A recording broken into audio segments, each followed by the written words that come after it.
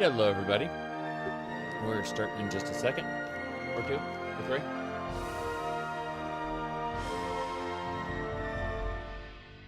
Stretch. Okay. Camera time, maybe? Yeah, maybe. Let me go ahead and copy pasta some of the stream over to other people. Yes. Hello. Gonna be playing Morrowind very soon. The busy day.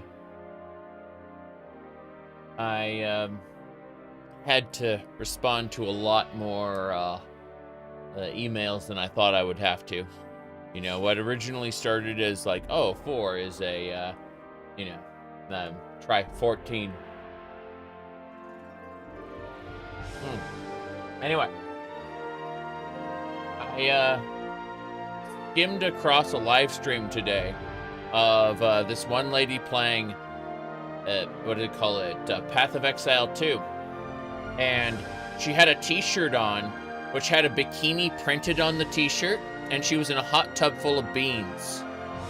And the idea is that whenever she failed or died, they would just add another can of beans to the hot tub. It was pretty interesting. It wasn't an actual bikini. It was like a t-shirt with the bikini printed on it. It was very interesting. Yeah. Music loud? Yeah, I can turn down the entire thing by like 9 decibels. That's easy. All right, let me check a couple more things and we'll be going. Yeah, yesterday we fought what do you call it? We fought Ragnaros, but he was not Ragnaros, unfortunately. The Elder Scrolls Online, yeah. It was Dollar Store Ragnaros. Yep. And unfortunately, rather than fighting him, we fought this like little avatar down here. This little guy. It made me sad. Yeah. Well, the Elder Scrolls Online, we're basically starting Necron, so I'd say it has another maybe 4 or 5 streams before we actually finish the game, since they're not going to be making any new chapters. That's it. The game is done for the most part. We're getting there. Well, I'm glad you're feeling a bit better, Alma. I don't have a whole lot to offer, so when I can be helpful, I'm glad I can be. Alright, let's go. So, what was I saying? Yeah, Firewatch. We've been playing this for 87 hours and 57 minutes. It's basically 88 hours. And we just got our stronghold built. We did the first task for Caius. First 2 tasks for Caius. And Caius said, hey, go do some independent adventuring for a while. Get your, and when you're back, we'll be giving you more orders. So that's what we're going to be doing today. Is we're going to be going to Firewatch and doing some adventuring over there on the mainland. And then when we get back, we'll be doing more quests for the main quest. But I'm not sure how long I have to play today. Probably like 4 or 5 hours. So we're just going to be taking our skeletons with us. Well, actually, we'll leave this skeleton behind. I want to see what he has in his inventory, though. A lot of Dwemer artifacts. Yeah, you hold on to those Dwemer artifacts for now, actually. As for our other skeleton, what do we got? I want to make sure we don't go to the mainland overloaded. Oh, he's got Dwemer artifacts, too. Well, you know what? Screw this. I'm going to drop all the Dwemer... looks like I can't. Alright, we're going to pick up all the Dwemer artifacts. I don't want to take them with us, and I don't want to sell them at the moment. I'm going to give them to him. He's going to be our official holder of Dwemer artifacts. So if you ever need to go somewhere and get Dwemer artifacts done, it's like, yeah, I have an entire kitchen set. Don't worry about it. Alright, let's see here. Anything else we need to do while we're here? I mean, there's alchemy ingredients to drop, obviously. You were playing the struggle for the Iliac Bay, and it turned out pretty well. That's good. I'm glad you were able to enjoy that. What do you call it? It is struggle for the Iliac Bay looks fun. I watched a little video on it, and it looked to me like generic Mountain Blade from what I saw, but you know, there were bits and pieces there that felt Elder Scrolls themed, at least to me. Let me move on though. I have never seen the Star Wars one, I admit. People were talking about a Star Wars Mountain Blade. Okay, we actually have to do some buying and selling before we head over to the mainland, so. Is there something you need? Yep. Big sniff. I'd still love that I have a zombie here protecting the upstairs where my stuff is. It's kind of nice. Now, as far as what we're going to be doing, for those who are unaware, this is Beldor Deadeye, and he's not a particularly nice person. He's in House Halalu, and he's an apostate of the Green Pact, meaning he has left Valenwood and by force kind of pushed out our what do you call it, Green Pact beliefs, and we're now experimenting with both the Imperial Cult and the Tribunal Temple to see who we prefer there. Now, that said, we've got some pretty good skills here with Marksman and Shortblade.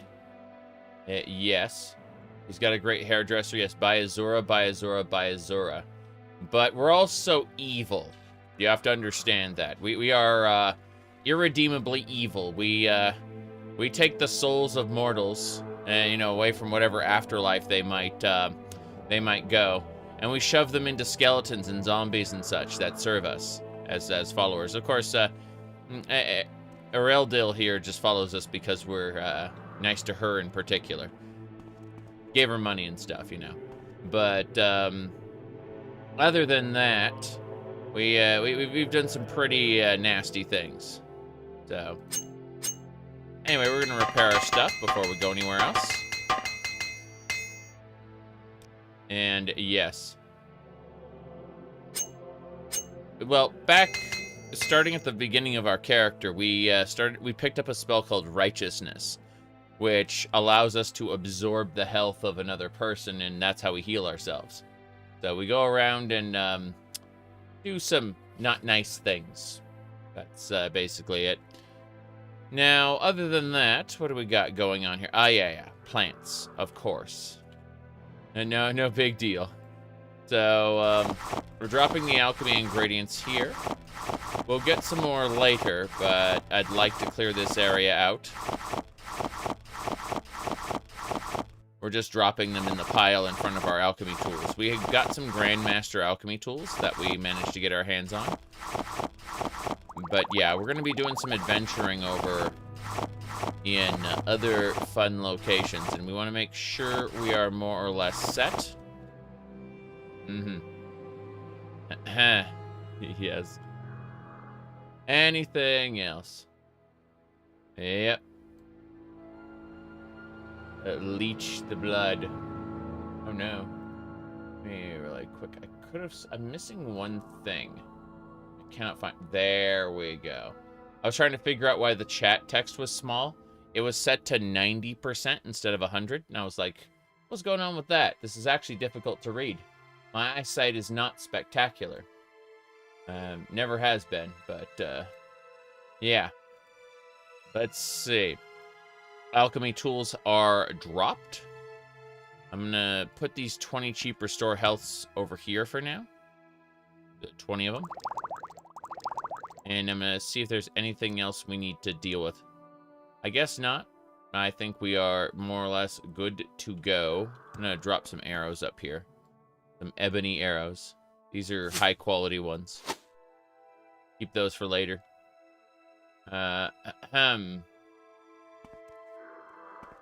Oh, the text in Mar? No, I was talking about the chat window.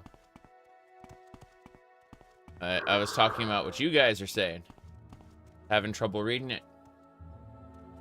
Speaking of reading, it looks like Twitch has not been sent. So we'll go ahead and start sending to Twitch.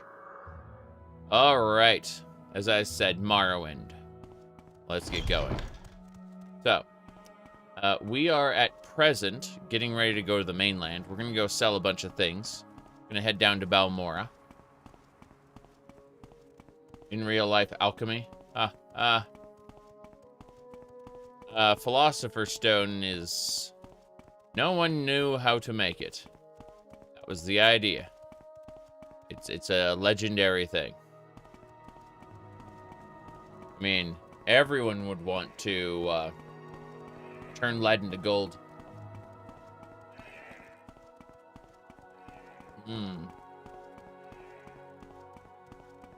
Zoom in on the chat. Why, that's exactly what I did. It was at 90%, and I turned it to 100%, and then it became better. Easier to read. I don't know why it was at 90% to begin with, but that was the case. We're going to destroy this butterfly, maybe. There we go. With the power of poison, I too can have the butterfly wings and stim. Let's get going. We are going to sell anything we can. No problem. Hello, hello. OpenMW dev build setup you had before. Yeah, you run that version instead of stable. You basically just install over your other one.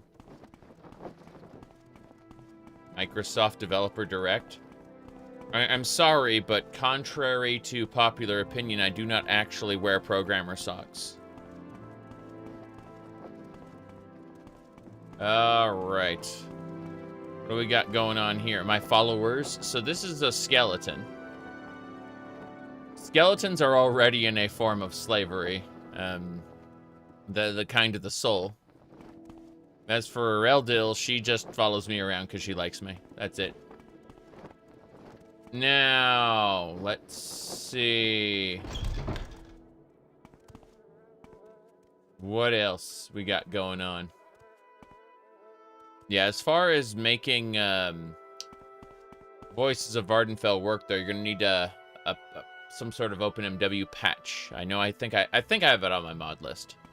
Hello? Are you here for scrolls, Outlander? Or are you here from some other enchantments? Or even soul gems? Whatever your enchanting needs, you've come to the right place. Okay, I'm just here to sell you garbage. I thought you would appreciate this garbage. Being that you have a lot of garbage yourself. So, the Dagger of Judgment, get the hell out. But, why do I have 2 Demon Tontos on me? Jeez. No Fireblade, thanks. And we're gonna see about upgrading the Dire Spark Sword at some point, but, yeah, I don't need 2 Demon Tontos. That's just unnecessary. So, let's ask for another 100 on the deal. And my Mercantile skill just went up, hell yeah. Alright. Yeah, everyone loves soul gems. Oh, Eldil is hurt, though. We have to cast Good Touch. It should be right over here. Good Touch random. Thanks for the $2 ray. Let's get going. Well, do you want more duties or not? Not. The second one. The not. Next, we need to talk to our... Actually, Eldil, do you have anything in your inventory that needs to be gotten rid of? And the answer looks like a gauntlet and a couple weapons. We're looking for an equalizer. And we're about to... Tell me what you want. I plan to. I plan to tell. Yeah. I'm looking for an equalizer. Something? Not necessarily the Iron Spider Dagger, though. Welcome, adventurer. Looking for an equalizer? Something to give you an edge against a superior opponent? When you need to do a lot of damage in a hurry, you can't beat a poisoned blade. Try my inexpensive Iron Spider Dagger and Steel Spider Blade, or an Imperial Netch Blade for even more bite. Well, I don't need any more bite from you, but I will take a extra 100 gold on that deal. And then I need to talk to my skeletons.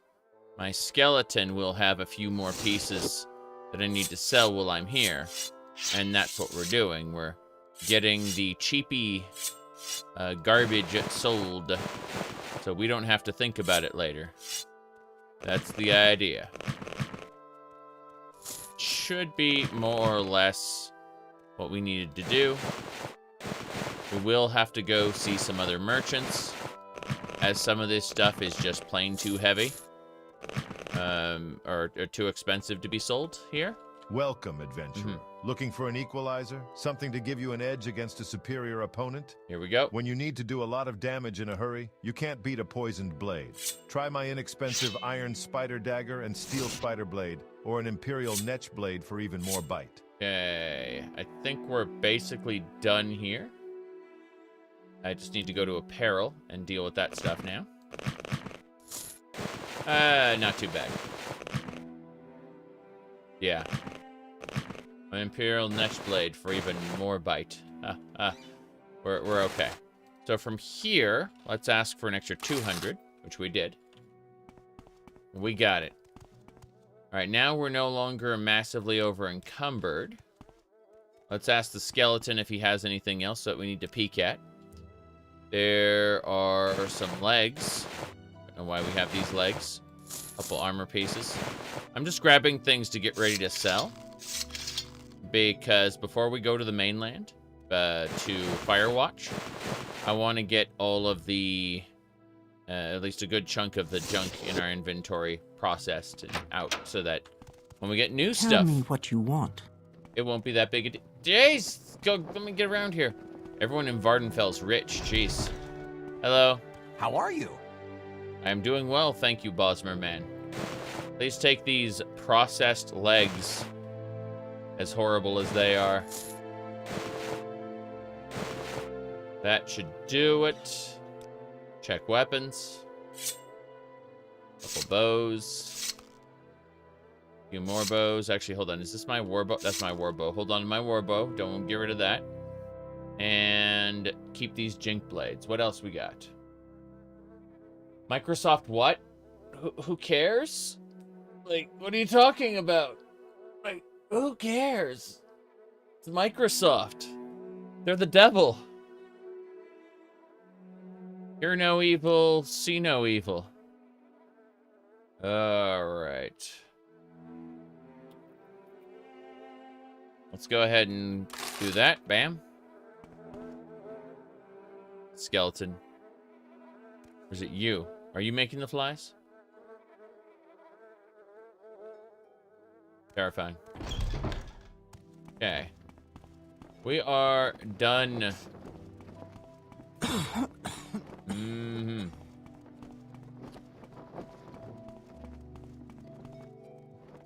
Yeah, I think we're done. We can leave now. We're going to get to Firewatch. What's the easiest way to Firewatch? I suppose it's to go to Sadrith Mora. And yeah. Well, do you want more duties? The or not? paupers being rich compared to the paupers in other locations. Welcome. Care to talk? No, I don't care to talk. I wish to travel. Why walk when I can guide? Why walk when you can guide? You can guide me all the way to Sadrith Mora, right? I assume that if I teleport to Sadrith Mora, I then hop outside, I can then use a teleport. Should be able to use, what is the teleport called? It's called CV Intervention. A Divine Intervention, that's the one. D for Divine. Don't have a Divine Intervention? Yes, I do. That was being stupid. Serve the Emperor and the Emperor's law. The Emperor and the Emperor's law. Okay, so Divine Intervention actually just takes you here. Just here.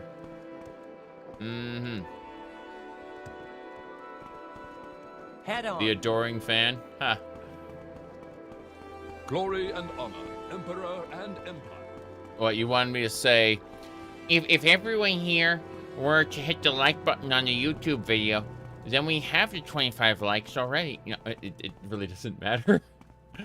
Jeez. Okay, let's see about recall. See, did we mark a location on the mainland? If we did, it would be great. If we didn't, then it'd be a problem. So let's just go ahead and try to recall and see what happens.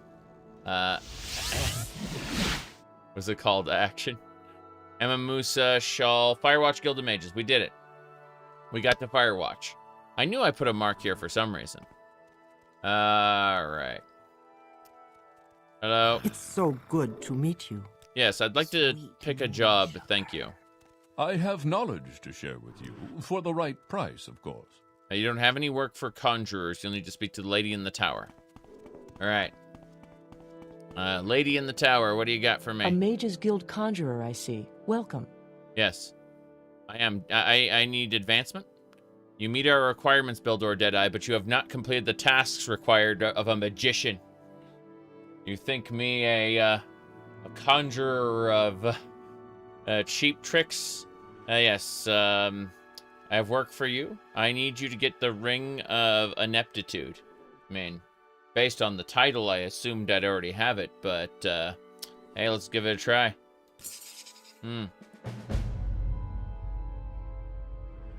It's a fairly ordinary ring. It's got an unusual enchantment on it. Ordinarily don't make the habit of raiding local tombs, but this one was worth the risk. I have learned its location in the Thedris Ancestral Tomb in the Dagon Ural region south of Firewatch. Follow the ruins southeast of Firewatch, and you will find the tomb. Okay. Enchanted pineapple pizza. Oof.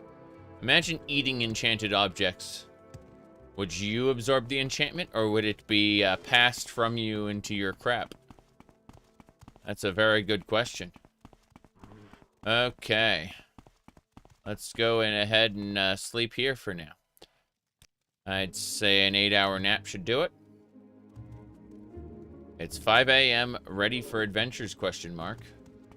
We're asking the big questions here.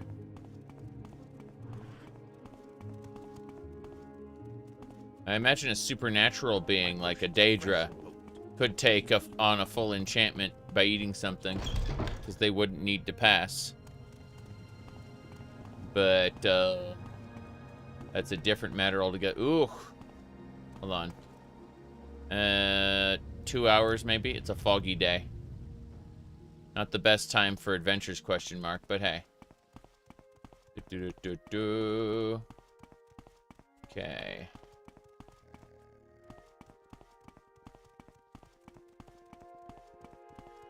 Let's go.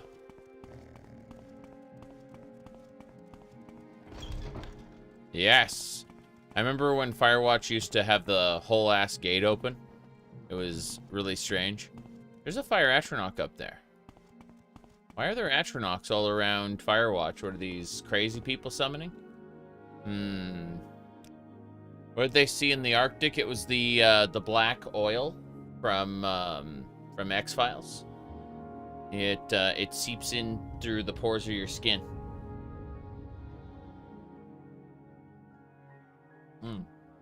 Anyway. Let's see. We have to go find an ancestral tomb to the south of Firewatch. There's also bugs. Don't forget the bugs. All that ash and fire. Those dark elves can keep their curse. Don't forget the bugs. Jeez. Arrow, corkbow bolts. Try these. Yeah, those bugs don't like me. That's perfect. One bug down. Yeah, we have our Dwarven elitist bow. It's definitely a bow. Muskfly. We have killed the muskfly. I'm pretty sure the muskfly was making Aldmeri Dominion gestures. That's why it needed to be slain. There it was. You can kind of see the crossbow outline. Yes, you can. You absolutely can. Alright, let's get going.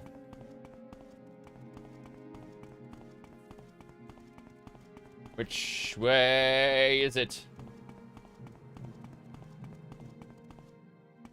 Who are you? Oh god! That is a seducer. Crazy. She dead. I will take her Daedra heart. I was not expecting to encounter a seducer so quickly. But, hey, easy peasy. Grab that. And dispose of corpse. Alright. Next. We got, Blitz. Cliff Racer! Okay. That is a Netch. A Bull Netch. Okay. We did it. Tons of loot. Dusky. Illits. Die! The hell is that? A scamp. What was the scamp doing here? You always find it weird how great shape everyone is in Morrowind. Yeah. Everyone's a rough and tumble adventurer, even the people who aren't.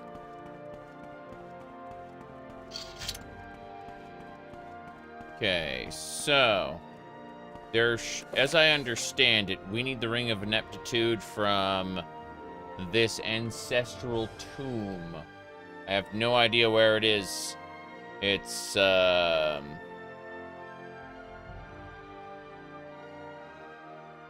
Vendress Ancestral Tomb. I see. Huh. It's in the Dagon Ural region. What a strange place for that. At 2212. I don't have a mark for that, sadly. Die! Damn, that Cliff Racer hits you with some pretty powerful spells. Drain agility and drain speed. The Cliff Racer will get faster as you get slower. Well, this should be the place in one of these sections. This is too easy. It might be too easy for you, but here's the thing. I'm actually quite scared. I'm gonna use my bow. You know what's fun? Having her jump in front. She just jumped in front of my bow there. Got hit. Oh, Gwar.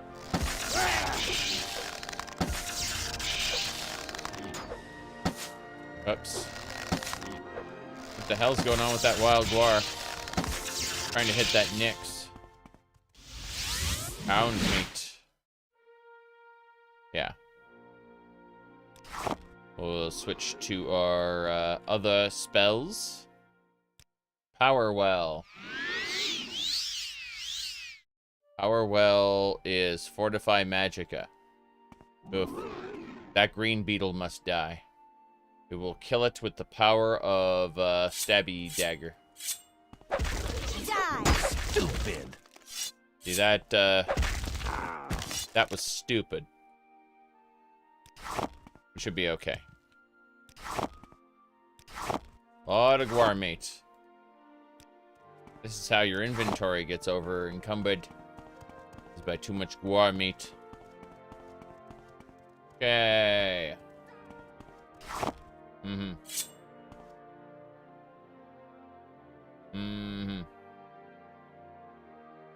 OOAB.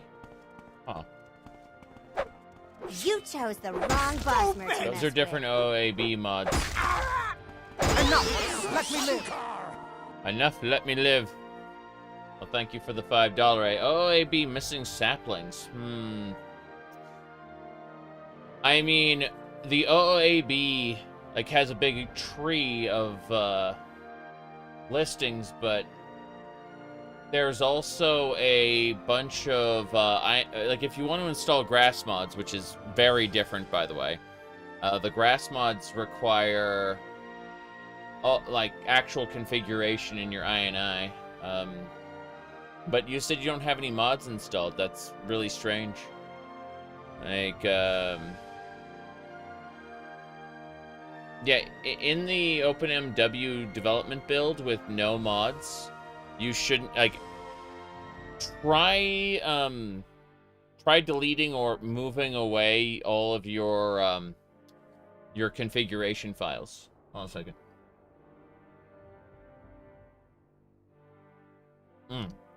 Okay. So, when it's OpenMW file paths. OpenMW file paths would be... Okay.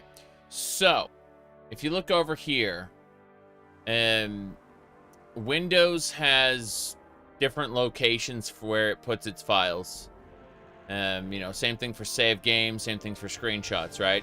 It's OpenMW file paths. Anyway, just figure out where your files are and try resetting your config files, because you might have invalid configs. Otherwise, I don't know. Like I'm at a loss.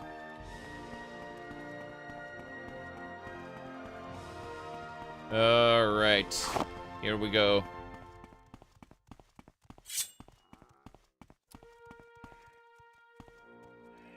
I mean, when you upgrade from like a normal version to a development version, or even from like a normal version to a new normal version of software, there is a chance that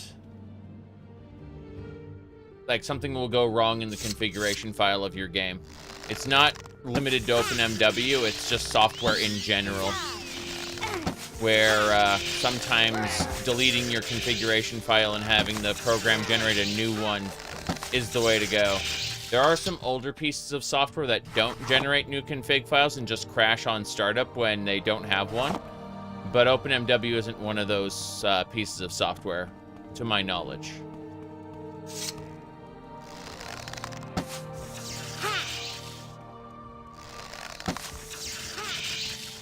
Whoop. Let's go. Anyway, let's get going. So, the cool thing about the Microsoft thingy that people are talking about is that I didn't know it was on, and therefore, I do not care that I am missing it. I'm sure when they announce something spectacular, someone will come in and tell me about it, and I'll say, I don't know what you're talking about. Goodbye. That's what'll happen. Jeez. Okay, so this is a Dwemer ruin here. This one is not what I'm looking for. Looking for a completely different region. I need to find the Ring of Ineptitude. Oh, boy. Let's see. Good software should handle missing configs and just regenerate a default one. Correct.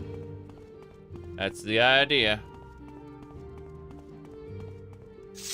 Keep seeing cliff racers in the distance. This is a camp. An empty camp. Crazy. I do not need the bucket or the glass, but I will gladly take the plants. Oh, hold on. Skeleton. Instantly died. Kind of like Snowy Granius. I thought that was really funny how we did all that build up to Snowy Granius, and I two-shot him. One shot put him into a prone state, and the second murdered him. Yeah. We got Nixes. Yep. 2 Nix and 3 Nix. Good. The Nixes shall be defeated. Oh, wow. I see a Bullnetch and a Cliff Racer. Speaking of.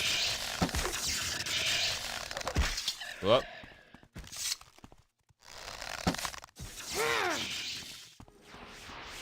Whoop. Got it.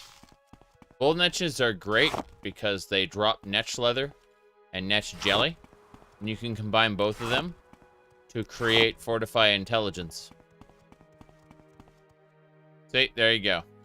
Netch Jelly. Now, both of these drain personality, so maybe you don't want to combine them in particular, but you can use either one of them with another Fortify Intelligence ingredient, which is great. Meaning that for Fortify Intelligence, Netches are definitely the way to go.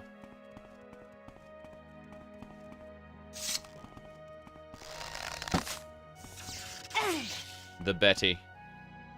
He's waiting There here. will be vengeance. This is not the last of this. There will be vengeance. You see, she couldn't reach it. In the vanilla game, if an NPC couldn't reach you, they would just kind of walk up to you and stand under you. And then you could just shoot down at them. In this, they enter a flee state where they try to get away, and that's why they will state there will be vengeance. This will not be the last of it. The OpenMW gives them a nav meshing kind of behavior, where they can actually go from point A to point B. You know, navigate around rocks and trees and stuff. And that's pretty fancy.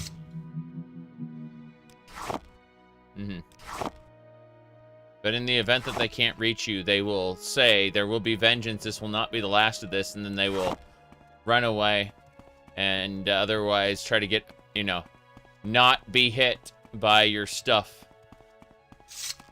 Taking cover? That's crazy. No, mostly just navigate away from you. Better than Starfield behavior? I barely remember. Like, Starfield, Todd Howard said they only need to be smart enough to get killed by the player. That was Todd Howard's explanation of NPC AI, you know? You deleted all the OpenMW shit and reinstalled? Awesome. That's great to hear. Release the Sadukar! Nice. Mojo, do you watch on YouTube but have some free Benzos bucks? Thanks, that's awesome. Okay. Let's see. Bezos bucks. Let me see here. What adds the hit chance in Crosshair? I don't remember what it's called. We've been on this particular playthrough for 88 hours and 18 minutes. Should you be watching on Twitch? Twitch has a lower bitrate, actually. So you should watch wherever you want, but I can only send to 6 megabytes a second on Twitch, whereas I can send to 12 on YouTube. So, like, the bitrate's higher. Any plans to collab? I've done, like, podcasts and stuff with other people, but there are no active plans at this moment. There we go. Where does the streamer get to keep more money? That would be YouTube. True. But again, I'm encouraging people to watch wherever they most feel comfortable. It's why I'm doing the multi-stream in the first place. I'm not obligated to stream in any one location. Sometimes I actually forget to hit start on Twitch. But you know, wherever you're most comfortable. Release the Sadukar! Jules, thank you. That is glorious. Whoop. We got a wild guar here. Gonna hit it with the Dire Flame Blade. Good. We've gone a hunting.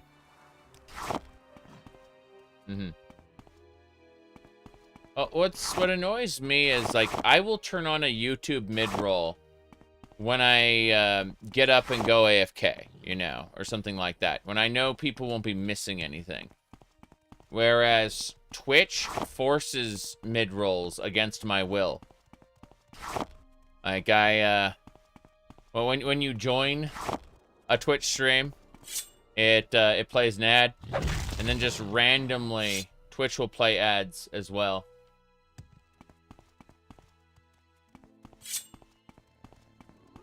Here we go.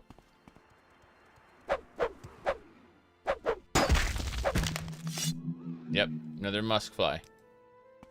Kill them. Kill them all. Yeah, maybe we can get around those creatures without aggroing them this time. I need to go south.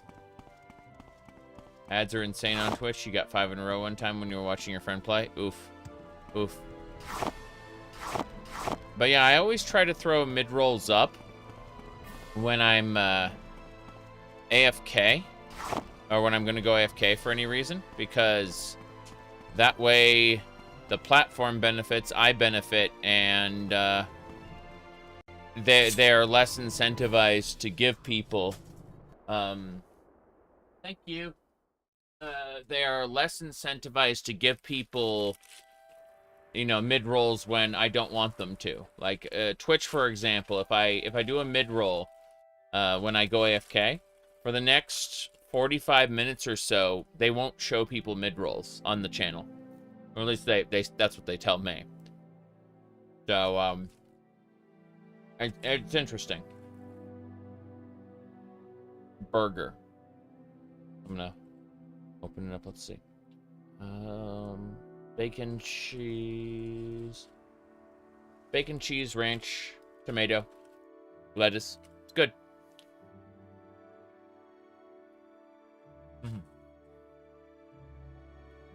Okay, let's keep going.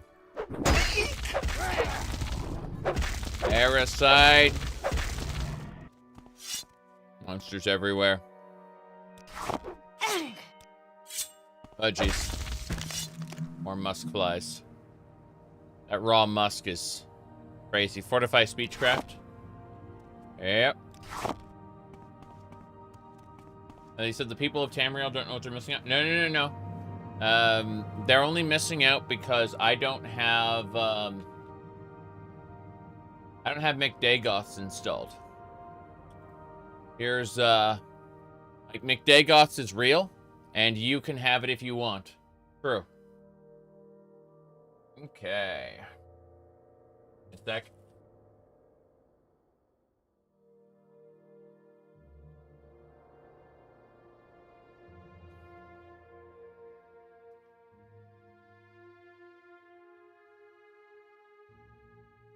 There was actually an advertisement, a meme actually, advertisement, jeez, of the Bosmer lady going, "Excuse me, my husband asked for no crash weed." It's McDagoth, yeah. This is the future in the event that the Neverine fails in their prophecy.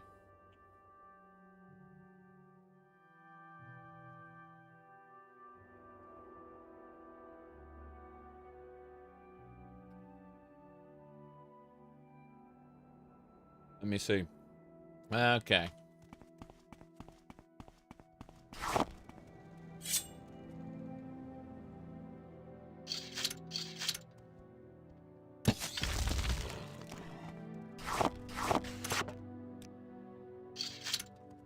We go.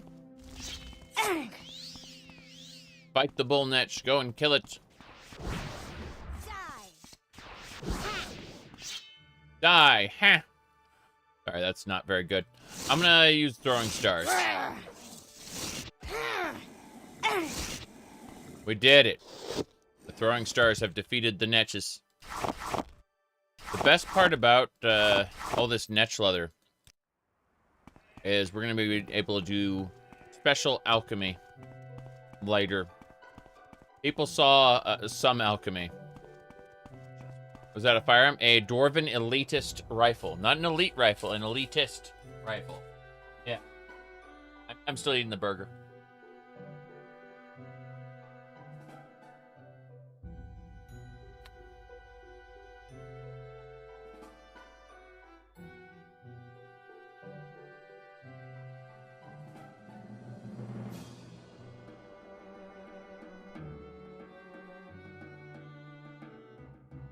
Okay.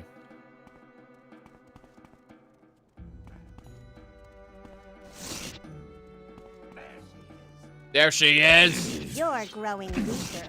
There is no escape. You chose the wrong boss. You fight like a coward? Damn. She's about to die. I need to use good touch random. Damn You it! don't deserve to live. Your life's end. You're growing weaker. My skeleton died, and I failed. I failed to achieve my destiny. Wait. Here we go. My skeleton is revived. Neither of us died. Stupid. Stupid.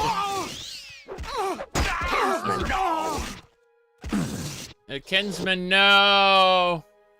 That was glary. That was really, really funny. I'm planning on going to the new Cyrodiil expansion. Not this playthrough. It's gonna be a while.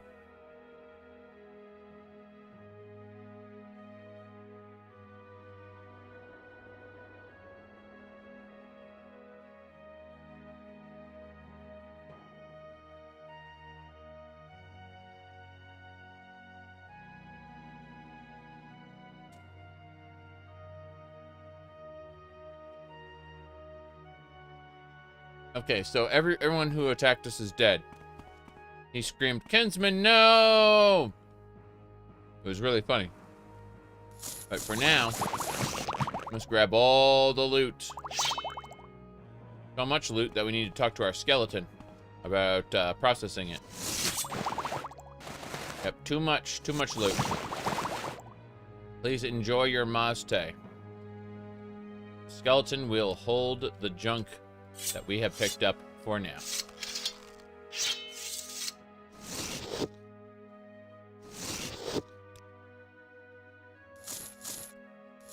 It'll be funny to see some of this gear getting put on the skeleton. But yeah, lots of junk.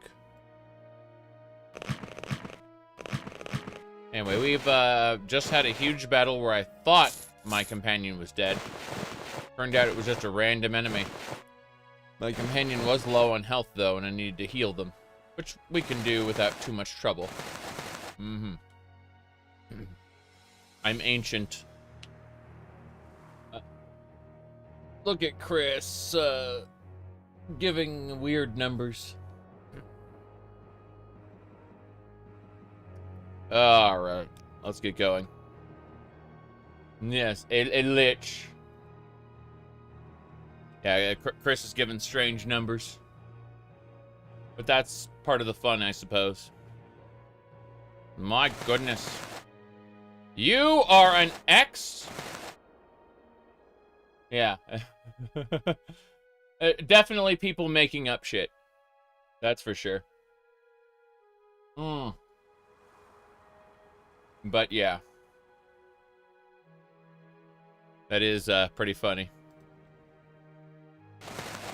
All right.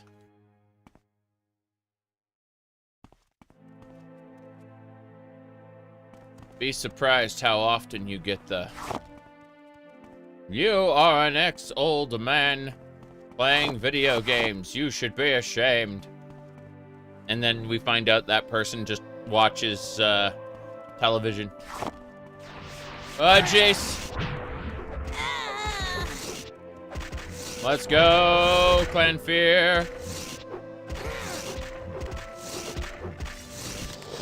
Good, the Clan Fear is defeated. Daedra Heart. Daedra Heart, Daedra Skin, and a Clan Fear Claw. That is glorious. Okay, we need to heal. Heal her. Heal him. Let's go. almost done. Caldera isn't too bad. Caldera isn't too bad of a place to live, I think, compared to some of the other places. Yep.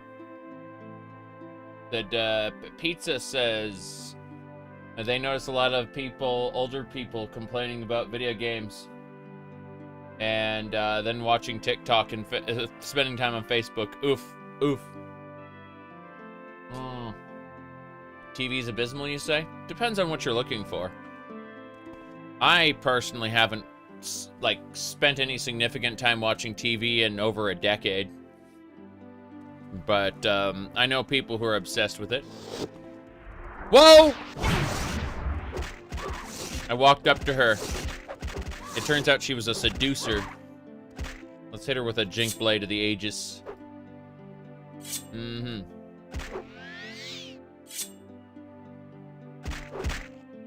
Good, good. Got it. Seducer is dead. I will take her Daedra heart. Jinkies indeed. Television still exists. I get a glimpse into TV every once in a while.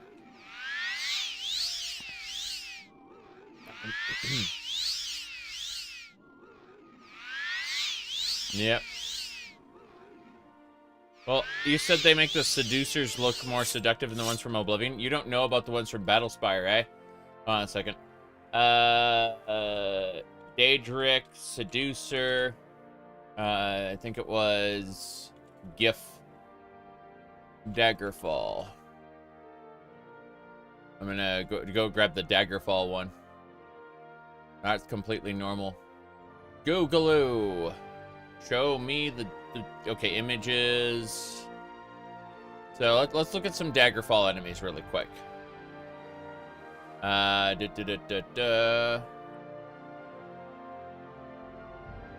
Daggerfall enemies.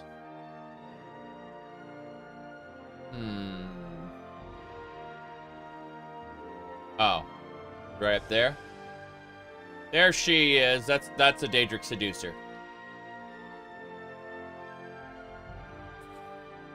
Yep.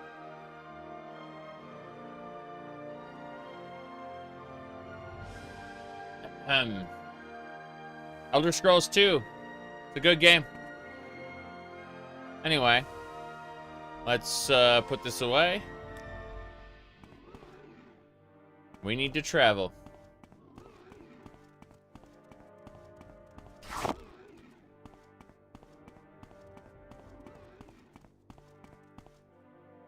The clothing got turned into the wings. Something like that. Or the clothing was an illusion.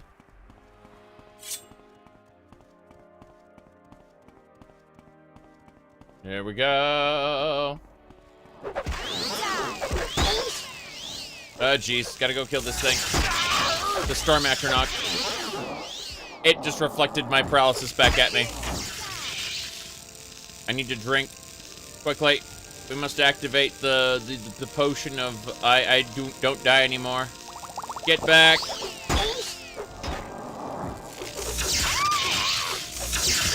Ah, jeez. Goodbye. My companions have died. This is unfortunate. Who will carry my stuff now? Ah, well. What a shame. You guys hang out here while I go figure things out. It is too dangerous for you to come with me. I will be fighting things beyond your comprehension. Please just wait here. How nice. I like good company. What can I do for you? I like good company as well. We'll have some good company later after I kill these Atronach. Okay, let's see what else we got. Okay, you were asking about where to put things for OpenMW. So, what you do with OpenMW specifically... Let's go and open the launcher. The launcher. There we go. I'm opening the launcher now. So the way this works is you're going to want to go to data directories, and you have your Morrowind data files, right? But what you do is you make a new data folder, a brand new one. It can be anywhere on your computer. And then on the launcher, you go to data directories, and you can basically append, and you create a new data folder. And basically, while keeping the original game entirely vanilla, you can just add new data folders. And the further down on the list, the more it overwrites the ones above it. Meaning that you can actually have each individual mod be its own data folder if you want. Or groups of mods be their own data folder. And then you can selectively add or remove data folders as you see fit. It's like having Mod Organizer or one of its mod managers, but it's built into OpenMW's launcher. So you can do it right there. And that way you don't have to modify Morrowind to use mods in Morrowind.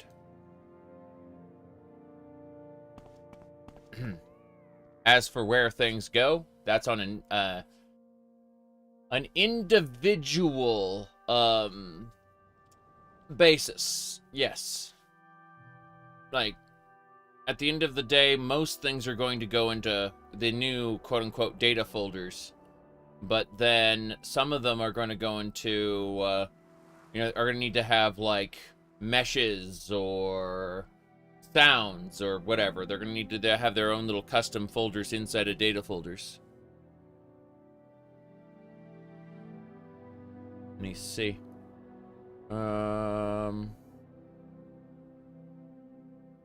Yeah. Ow. That hurt. And I'm being hunted. It's bow time.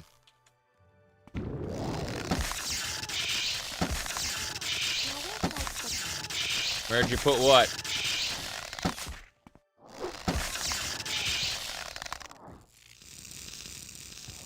I like that I jumped over that lightning ball. Just wait your turn, Atronach. I'm busy. Okay. Arrow. What do we got here? Cruel flame arrow. Here we go.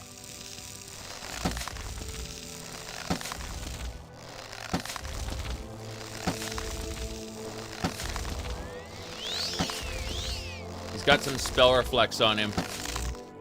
I just shot his lightning out of the sky. That was great. Why are you running away, Atronach, huh? Why are you running away? I just neutralized your attacks. What are you gonna do about it, huh? Damn right. So your arrow has physical presence in the world, meaning that his spell can detonate on your arrow. And that's what we did. That was glorious. You just, yeah. Welcome to die is what I'll say about that.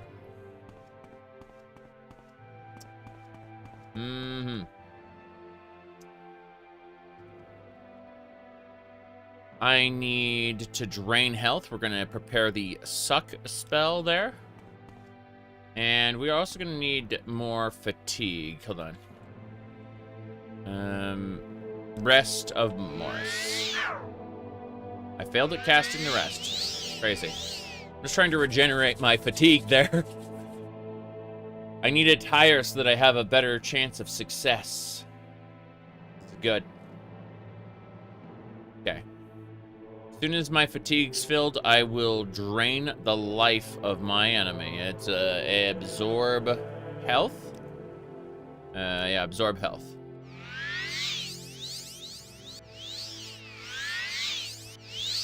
Okay, now we'll use the suck 3. And the Kagouti is dead, my health is full. That's how we work. We absorb people's health. We trap their souls into small gems that we reanimate as skeletons. We are not a nice person. We are in fact a very, very evil person. But don't worry about that. Because we're going to go ahead and have a chit-chat with our good friends, Skeleton. How can I help? I'll do what I can. Come on, Skeleton. And, Ereldil. She follows me around because I was nice to her specifically. Not to other people. I am terrible to other people. But I was nice to a rail deal. Yeah. Okay. Let's go. We are still looking for things. We killed that Storm Atronach, which was nice. Managed to clear that fight. That was harder than I thought it was going to be. The direct showcase. I don't know anything about a direct showcase. People have been asking me, you're not watching the Microsoft thing? Are you going to be watching the Microsoft thing? Why don't you put on the Microsoft thing? That's what people asked me, and I didn't know there was a Microsoft thing initially, and after people told me about it, I proceeded to not care. Ah, crap. My followers are about to die. Yep. This is unfortunate. Yep. My companions are dead. Wrong plasma to mess with. I mean, I saved it, but still. You said developer direct? Yes, exactly. The thing I don't care about. Alright. You wouldn't miss a whole lot from the direct? I'm more interested in Nintendo stuff. Not the Switch 2 specifically, but, like, what kind of games they're gonna put on it. I'm gonna tell everyone to wait again. Wait in place. And, train! We've trained her. It's time to train. Let's see if I can learn something new. And she's gone up to level 38 now. She's actually way stronger than most NPCs at this point. It's kind of silly. How may I help you? Everyone waits here. Said, Doom got a release date. Okay, but I'm going to be playing Doom tonight.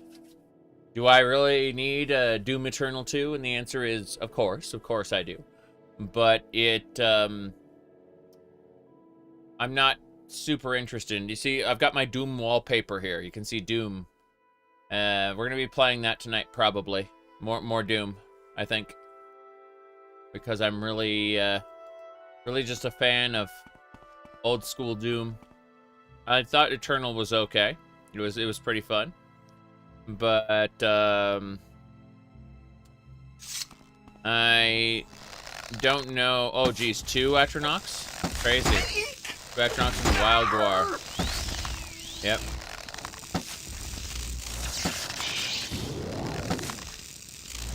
Jeez.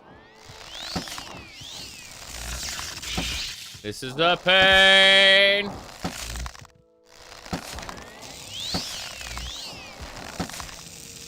Musclice. I'm on the verge of death. I need to quickly absorb health. I have a fraction of health left. I need the get back drink. Here, the get back drink. We should survive now.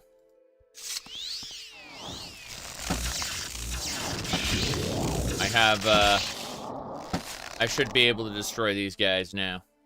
With the power of, Jink Blade. Damn, I have to finish my current attack? What does that mean? Paralyzed. I am paralyzed. But my special drink will save me. Stupid. I'm watching as the effect is another 10 seconds. And we have to be very careful. Okay. So, we can survive this with Last Wish, thankfully. Okay, Last Wish is doing its job. Time does not have enough charge, that's fine. We defeated them. Thank goodness. That was about to be very irritating. Okay. We're looking at about 18 hours, yes. I like how my Magicka bar took a while to fill in there. These guys are terrifying, having 2 of them in one spot. Okay. Well, that should do it. Let's bring our companions back and keep going. What's the worst that could happen? How can I help? I'll do what I can. The last time I told them to come with me, they died a horrible death to the Atronachs that I just fought and abused the crap out of. It's fine. Okay. What else? But yeah. Let me see.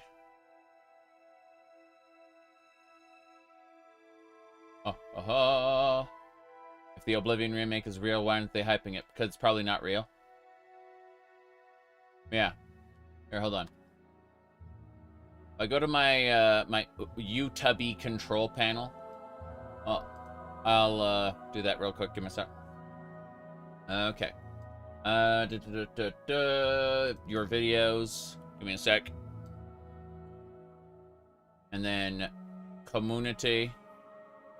Okay, so 12 hours ago, we got this lovely message. Let me pull it up. So, they asked, you know, quick thoughts. And I said, I don't believe it's true at all. If it is true, it's probably just a UE5 layer running over the creation engine. I said that they need it to be the creation engine so that they can do paid mods, because that's Microsoft's shtick right now with Bethesda, is sell paid mods. That's where they get all their money. And I also said, finally, if it's true, then I would enjoy having a much more stable version of Oblivion. But better graphics with slightly more features, not interested in that. No, it's specifically, I would be interested in a more stable version of Oblivion for heavier modding, but that's about it. And I understand they need to rebuild the game from scratch in order to do that, which makes sense. Anyway, give me a sec. Look.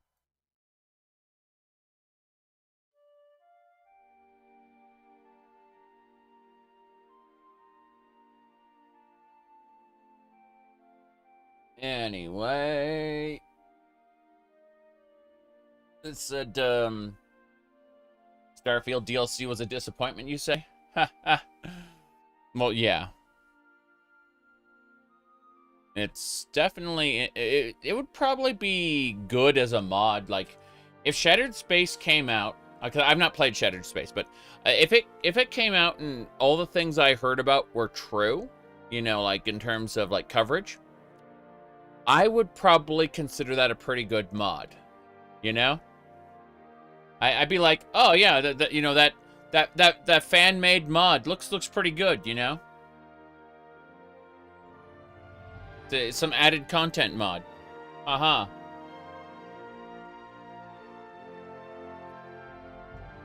Anyway. You fully expect that the second DLC is going to be scrapped? No way. No way. They've already worked on it too much. I'm willing to bet that they will unceremoniously state that, oh no, we're done with the big DLCs. Look forward to a bunch of new creations coming out this year. That's my expectation. I'm just grabbing a few things before we head on back down. We have to go south. Our goal is to reach an ancestral tomb. We don't know where that tomb is. Almost all the creations are overpriced, and that's because they're profit sharing to a huge degree with Bethesda. People have this idea that they're going to make their livelihood off making mods for video games, and it's definitely possible. But you kind of have to be the best at what you do. And if anyone else decides to compete in that space, you've either got a fierce competition on your hands, at which point it stops being fun. You are no longer enjoying yourself. You are now working a job, which is fine. You know, that is the spirit of what makes things great. But at least that's how we get great products, I should say. You know, is this competition. People yap about capitalism all the time, and I'm not intelligent enough to give you good answers. All I can say is that capitalism requires competition to work properly. And in the event that there is no competition and you have a monopoly, that is capitalistic dysfunction. And it no longer operates as it should. Microsoft, I'm looking at you. You look like you're getting a pretty big monopoly here, just saying. Like, these small studios should be small studios for a reason, you know? When they get all acquired into Microsoft, their purposes kind of get skewed. Yep.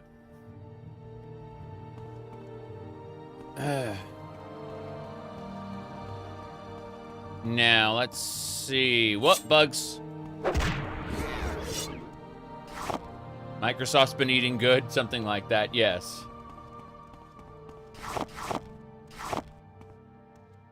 Mm-hmm.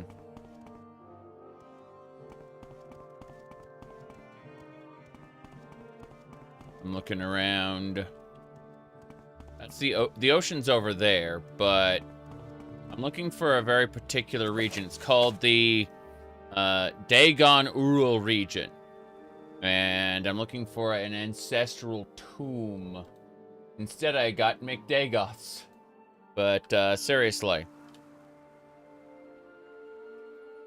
Yeah. Yeah, Shadowkey remake would be good.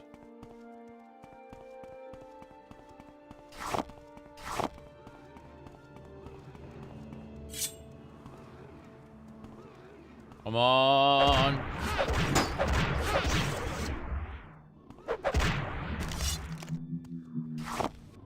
What happened?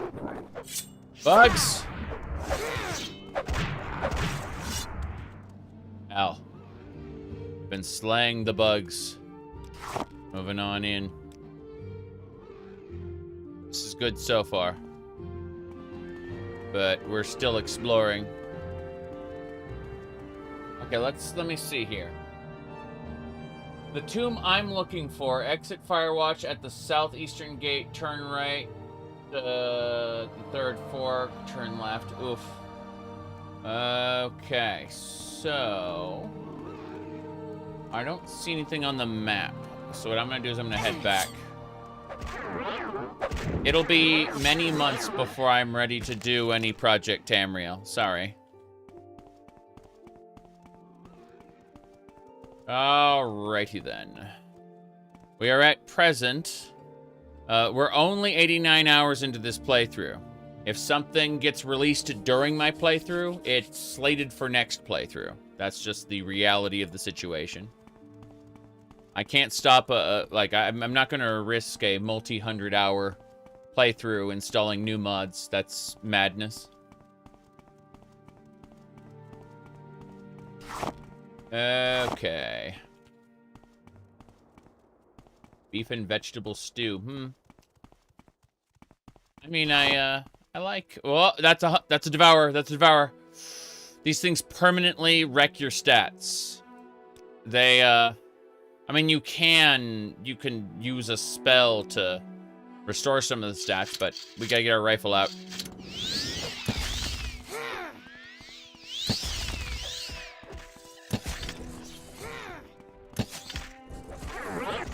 Good. The devourer is dead. How are my stats? Nothing's damaged right now. Oof. That was scary. Yeah, it can, my elitist rifle with, some special bolts. Yeah. Did I run out of bolts? Oh, no. I've got 171 dire flame bolts. I'm gonna put the silver bolts back in for now. Can you restore stats at a shrine? Yes. You have to get to that shrine. That is bad. Yep. Okay, well. It is a level 11 hunger.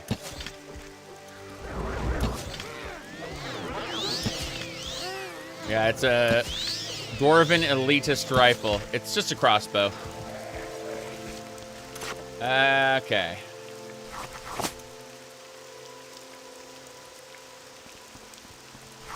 Raining. Okay, let me try to figure this out. So. Turn right at the first 2 forks. I think I may not have done that properly. We're looking for an ancestral tomb.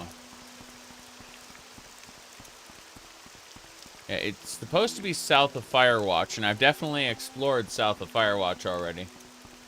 I mean, we get the red dot only if we turn on the, wait, what's this? Crap. We got a muskfly coming at us. We need to kill these muskflies before they start making more gestures in public. Throw a frickin' star! There we go, it's down. That's right, 1 good star to the face. Let's go. Damn it.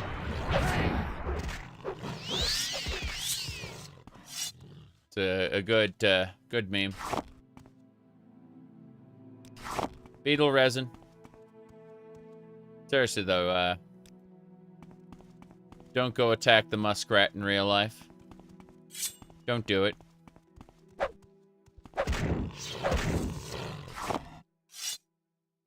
Hello. I'm listening. What's your background? You are an outcast of... You're an outcast and blank of the vampires. Really? Really, that's interesting. Of the vampires, you say? What can you train? Heavy armor? Sure. I'm gonna train some heavy armor with this guy. Actually, you know what? I'm gonna give him money. Have some 10 gold. Have another 10 gold. Now, let's train some heavy armor. 26, yeah, that's what I thought. Big discounts.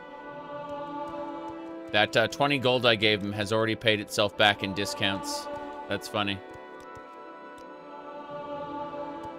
I'm not using heavy armor, but I'd like to get some of its governing attribute ups, and that's a way to do it. So we're just going to do a couple more of these. Figure getting it to 20 should help us out. 18, 19, there we go.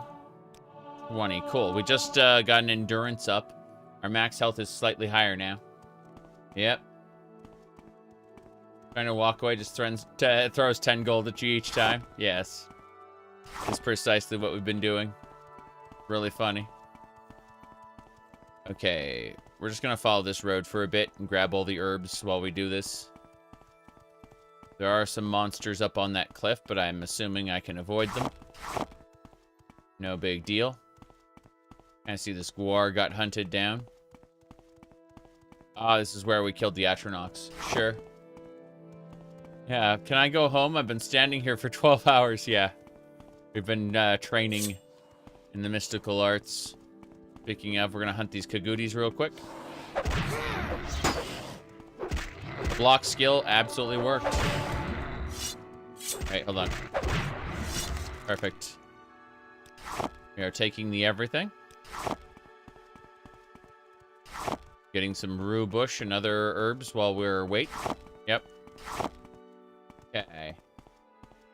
Yeah, Morrowind is a really fun game. I mean, it's a very casual, laid-back game as well. My goodness. We'll check out the Doom trailer tonight when I play Doom. I'm gonna live stream the ultimate Doom with corruption cards and what do you call it? Jeez. And the maps of chaos. Yeah. Well, we'll check that out tonight. I've got a big a dinner date with the wife that's gonna be between my Morrowind stream and Doom. And after she goes to sleep, I will come back and play Doom. So, gonna be a few hours between the two.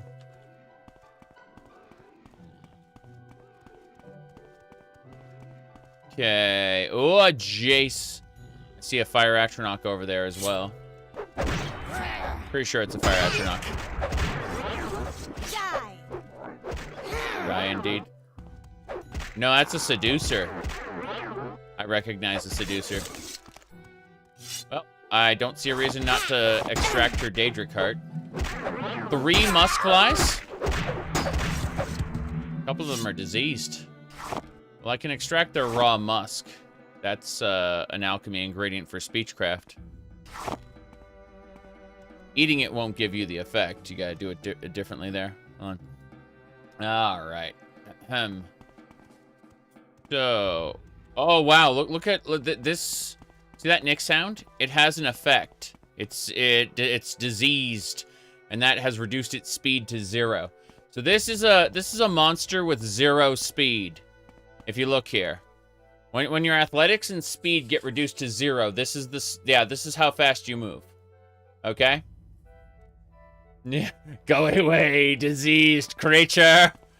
Yes, we can casually walk away from him and still go faster than him. It's true.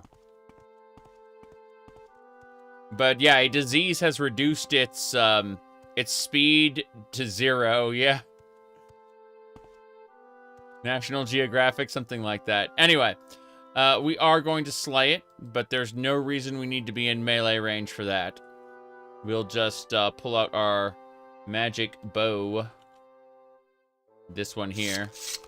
And as we'll just use some standard... I like how... chitin arrows. These are the weakest arrows in the game. There we go.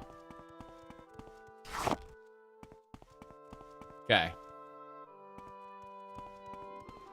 We can't use chitin arrows in that Daedric Seducer. We have to use good arrows. These dire flame bolts with the crossbow should handle it. Here we go. Fuck. I immediately get attacked the moment I go after this Seducer. Good. The Seducer is dead. The Daedra heart is mine. And now we can go. Good stuff. There's so many Daedra hanging out right near Firewatch. It's kind of weird. You'd think there was some sort of an Oblivion gate open at one of those Daedric ruins or something. But no, some summoners just got overzealous and summoned a whole ton of Daedra for particularly no reason.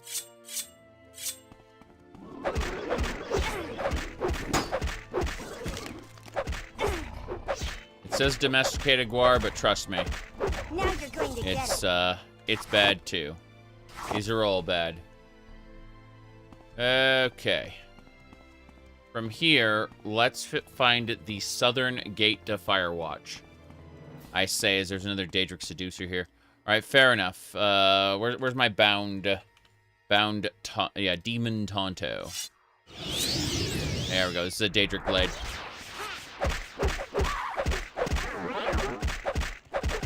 I'm not paralyzing it. That's my companion. She tries to heal herself, but it's too late. Yep.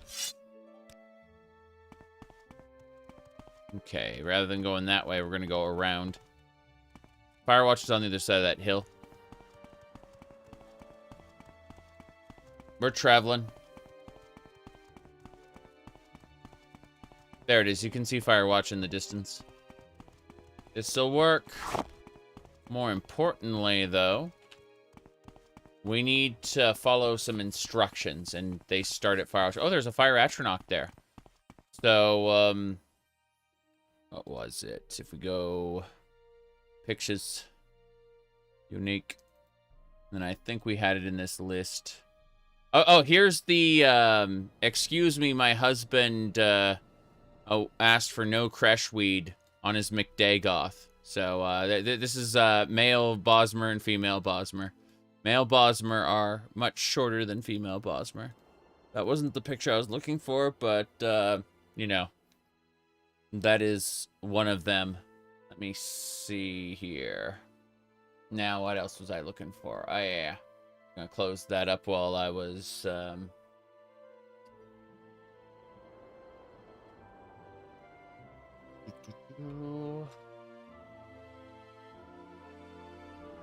Yeah. It's a Rado Pombo thing. Not the right years for these. I found the Fire Atronach one. I need to find the right date. Ah, here we go.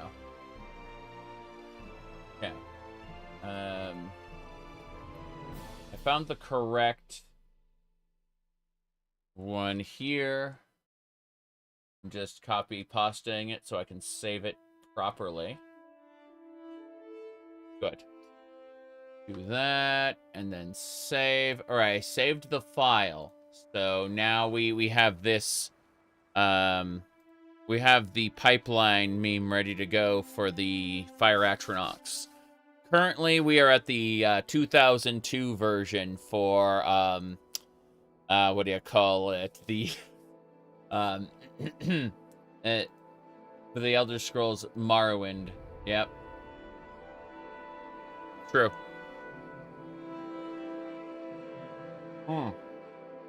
That's it right there. The pipeline memes are pretty glorious and how ridiculous they can be. What with the series being the way it is. Okay, let's get going. So we gotta fight a Fire Atronach next. I'm gonna save before we go in because I feel like this could be it could be Dan. I was gonna say dangerous, but I stopped typing, so. Let's use, not the Cruel Flame Blade, I guess. Oh, we've got a bound sword still. Let's go. Fuck it, Rune bound sword. Here we go.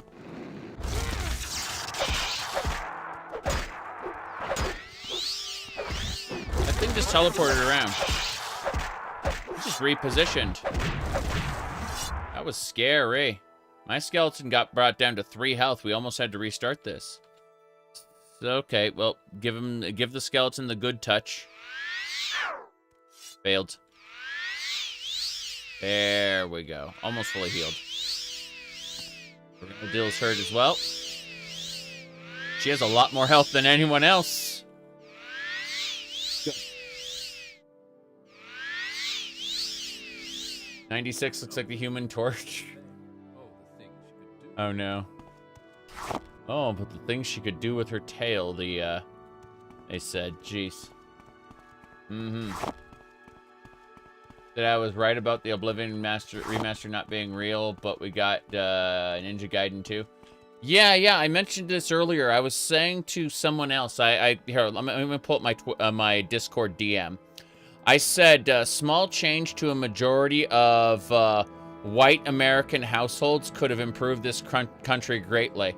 I would welcome a brother like this, okay? As you can see, that was my message to somebody. Yep. Anyway, I'm not actually a huge fan of modern Gaiden, but I know I have tons of friends who would love it, and absolutely, you know, definitely worth it.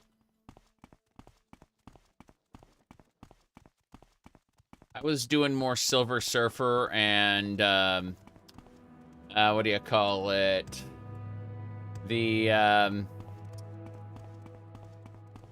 Silver Surfer and Street Fighter 2010, The Final Fight. Those were the games I played in the Nintendo era. The NES era, I mean. Yeah. You never played the original? The original game is brutal. Masochistic, even. Okay. Hey, DB, I was just showing off that Ninja Gaiden meme. I did not watch the thingamabobber, so I was listening to other people talking about it. The direct thing. All right.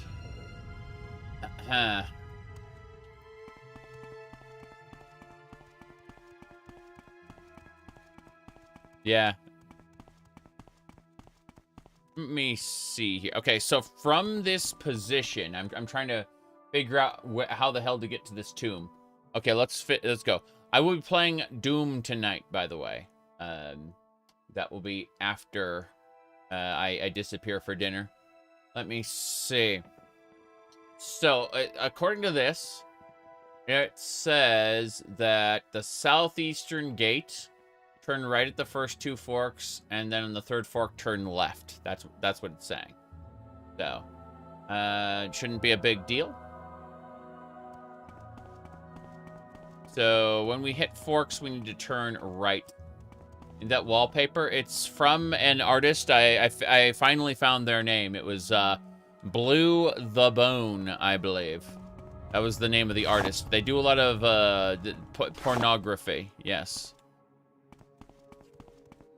As if you could guess.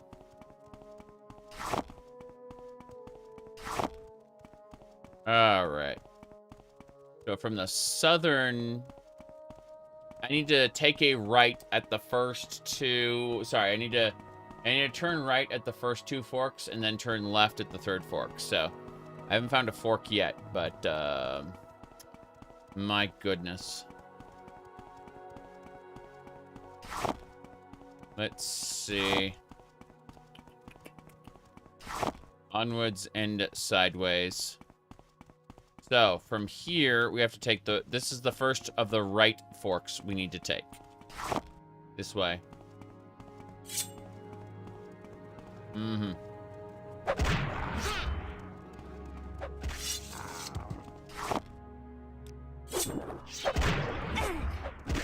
You found the image. You can't link it here. If you paid to become a member, then the bot would let you link it there, and then you'd probably be banned shortly thereafter. Pay to be banned? What kind of nonsense is this? Hey, I gave you fair warning. All right. Let's get going.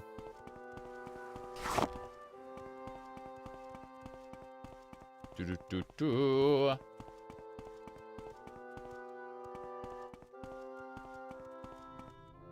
Pay to be banned sounds like ESO. It really does. It really does.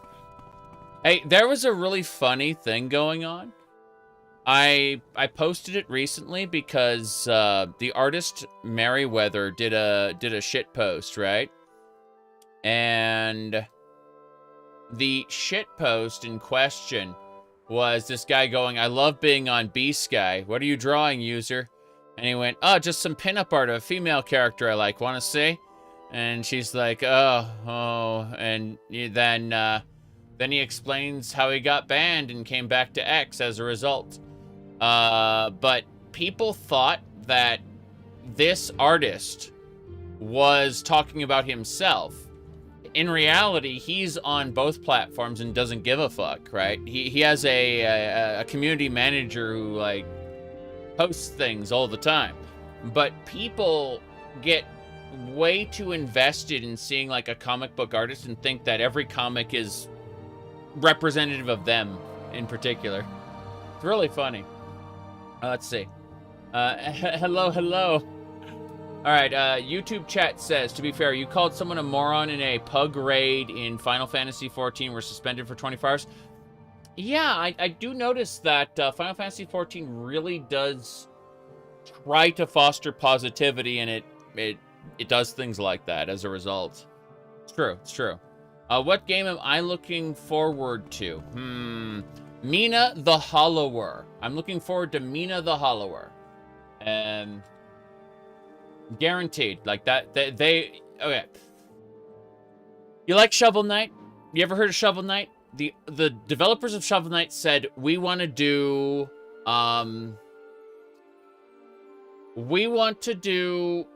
Legend of Zelda Link's Awakening with a twist. And that's the game I'm excited for. Yeah. Okay.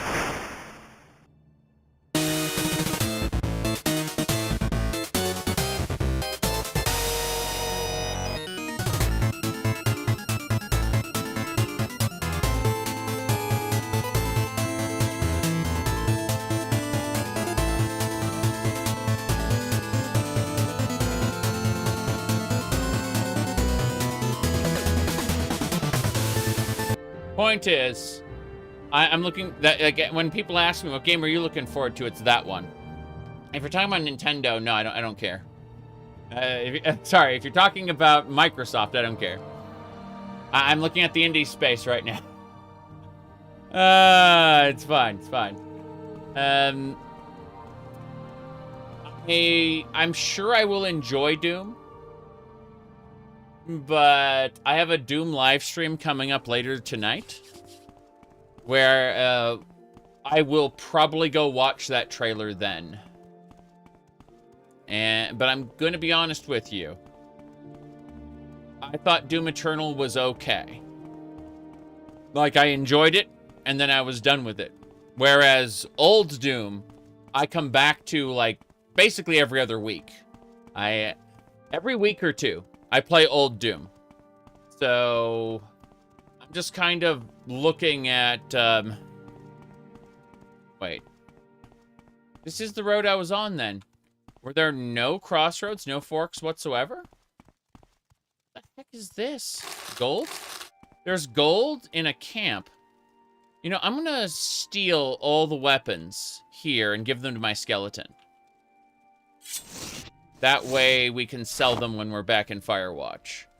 But looks like the 4 Ashlanders that came at me came from here. Air assists. She's awesome. You just give her Jinx swords and she keeps everything stunned. It's great. All right, Mr. Skeleton. As you can tell, my character is kind of evil. You know, not just from his appearance. You know, we tried to brand him with the mark of evil, but in addition, we went ahead and we have skeletons. We take people's souls, we shove them into soul gems, and then we use them to animate the undead. We are a necromancer. Foul and evil. Did you like Doom Eternal if it wasn't so damn proud of itself? What do you mean by that? I quite like that corny aspect of it. Like, Doom Eternal being corny is part of what I actually enjoyed about it. I mean, the lore came off as, like, badly written fan fiction, but I don't necessarily need to interface with it. You can just be Mr. Rip and Tear. Okay. We got Gwars and...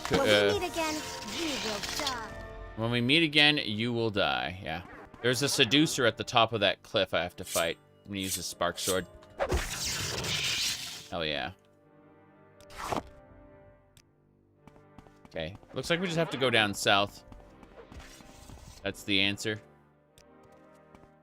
You prefer 2016? 2016, I personally felt was a little worse. Don't get me wrong. Like, I like both games, okay?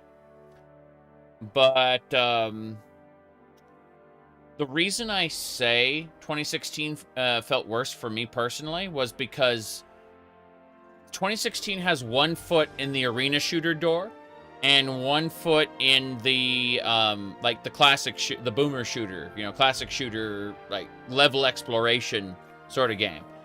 And I felt like Doom was at, for me personally, Doom was at its best when it was in the, classic, you know, the boomer shooter,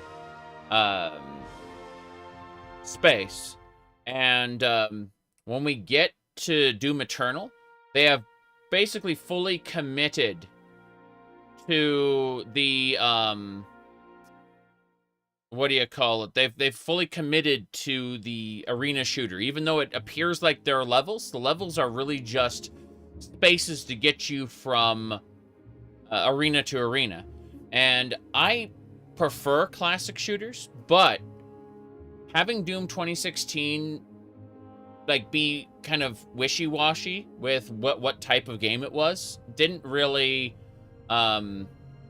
sit too well with me. Yeah, we modeled this guy after the Adoring Fan. We branded him with evil, obviously, because he takes people's souls and you know, it turns them into skeletons and bone walkers. But otherwise, we are indeed we definitely took the adoring fan hair from Oblivion. It was very important. But for that one, let's just go. Yeah, I can really quick just do a quick comparison. Hold on. Star is the best way to do that.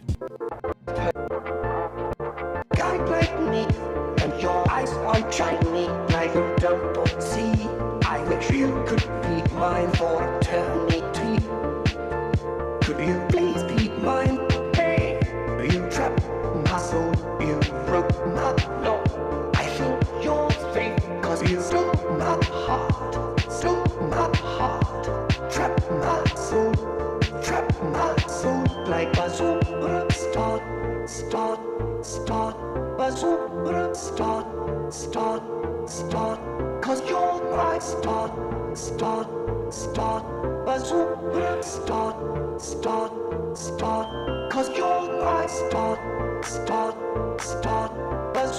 Get up and dance.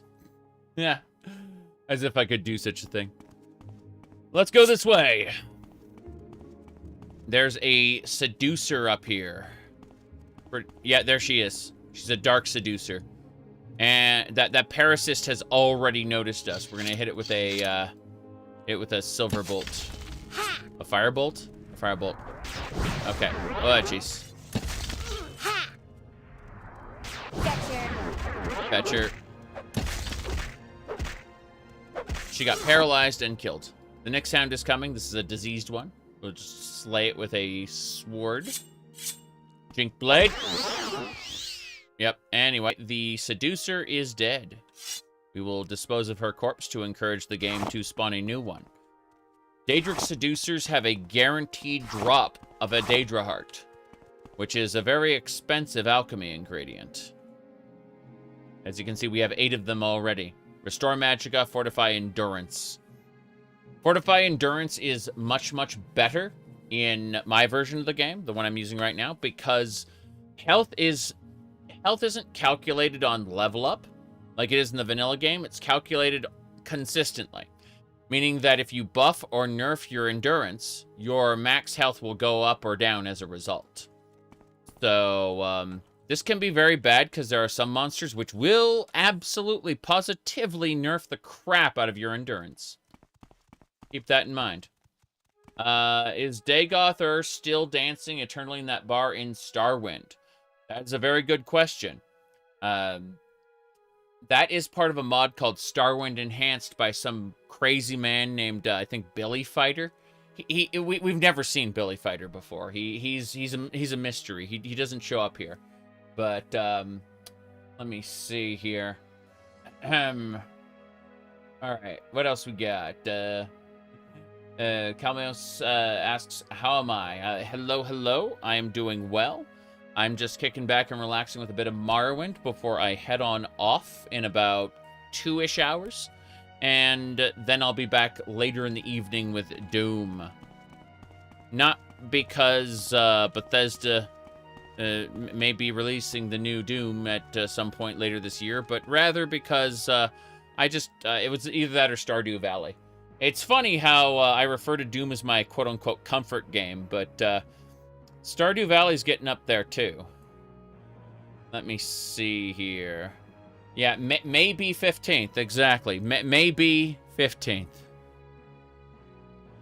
All right, let's go ahead and use the Good Touch random on Erandil. There we go. That heals her up. And let's keep going.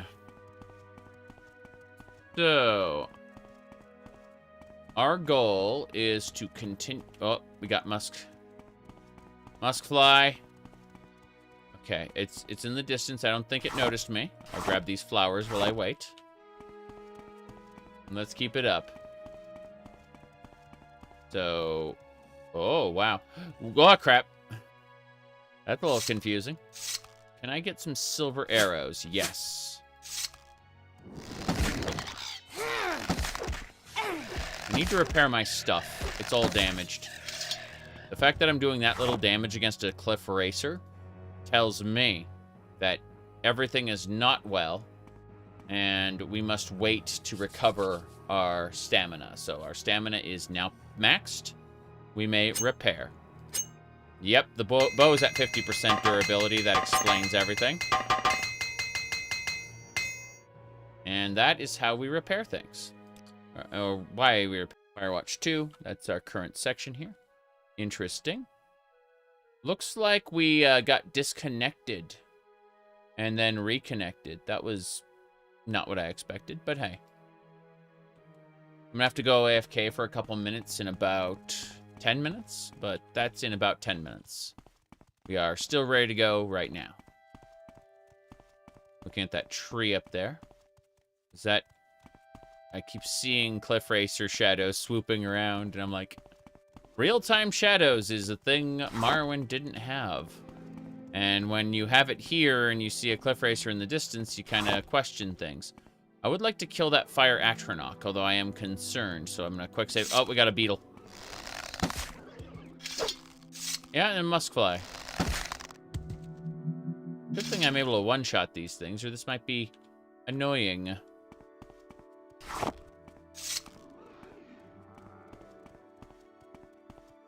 Ah, crap.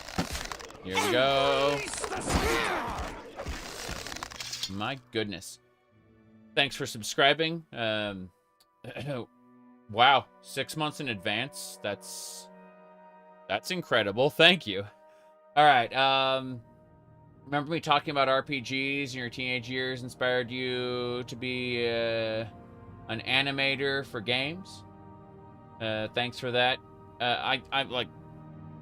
That sounds spectacular. I was able to inspire you on a life path. That is a lot more than I personally aspired to do. I just wanted to play video games and talk about them on the internet. So if you were able to derive value out of that, that makes me happy. Okay, here we go. That's another diseased Nixhound with 0 speed. You better watch out, skeleton. In another few seconds, it's gonna reach you. It's coming right for us. Okay. That was pretty funny. All right. Well, we got a Atronach. The way it heals itself and then, like, repositions, that's crazy. All right. Well, we've defeated the Atronach, and that's the important thing. So, what's going to happen right now is I'm going to go AFK for about 5 minutes-ish. Gonna go check on things, and then I'll be back, and we will be trying to find this ancestral tomb. And if we don't find it, well, we'll have killed a lot of enemies, raised our skills a bit. You know, I had some fun. I may reach a point soon where I start diversifying into other skills. Not sure. It says maximum proficiency is reached, but I'm pretty sure there's a way to raise it further. Maybe. Possibly. For now, see y'all in about 5 minutes.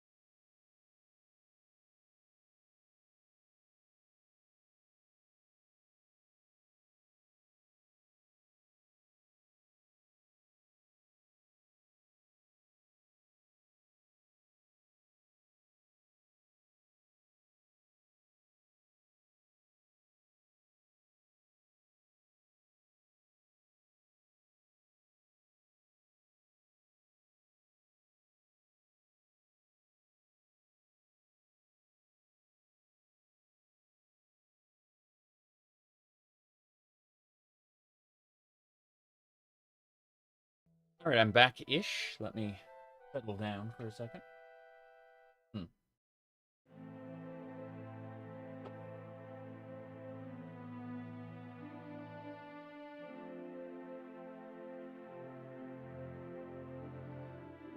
And if you do drugs, you go to hell before you die.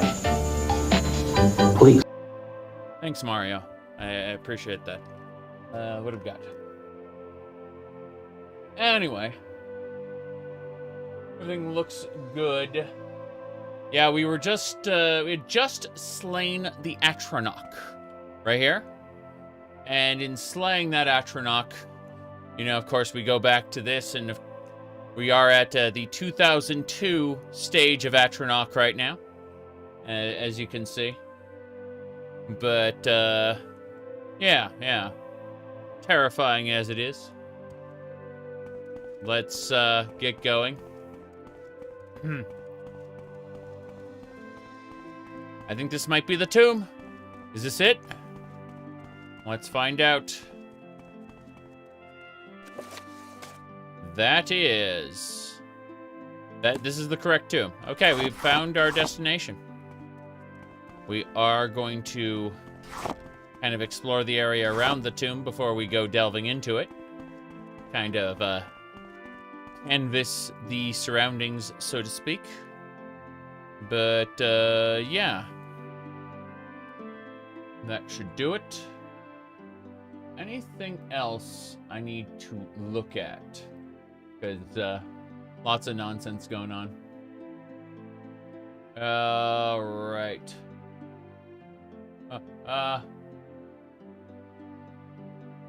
I see.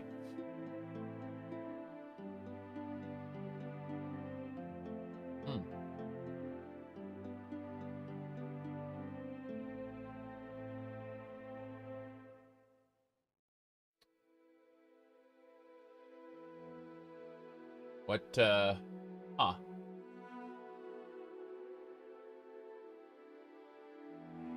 Distractions, sorry. This way. Up and over. Yeah, I just want to canvas the area. Have a general idea of what's around the tomb. Like this giant ogrum.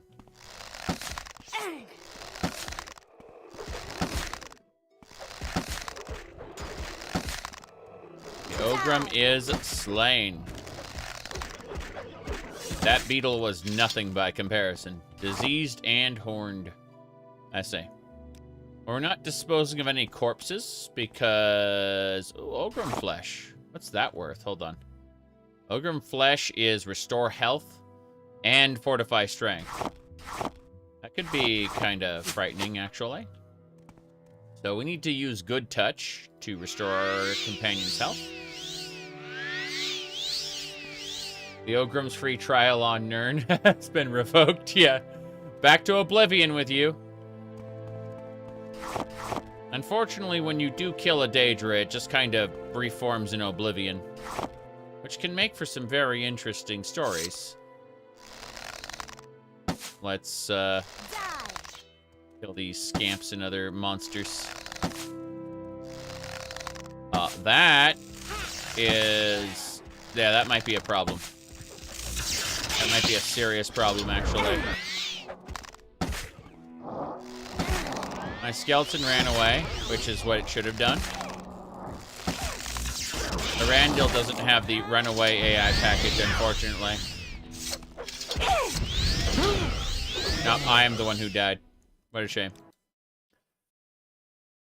Maybe not so great. Richter killed Doltra. Oh, you're talking about Nocturne. So here's the thing. Richter's, like, Grand Cross and shit does, like, double damage to demons, and it does double damage to vampires. So what happens when you are a demon vampire and you get hit by it? I think it was,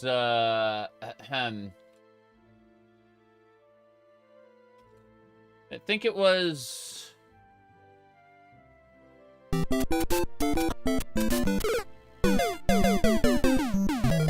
Yeah, that one right there. That's that sound, yeah.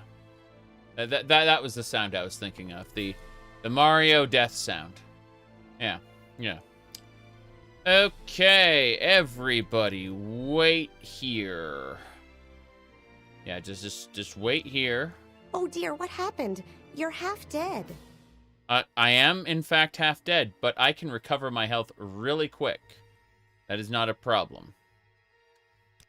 So I do need to order my minion to stand in place. They will hang out here while I will go to war.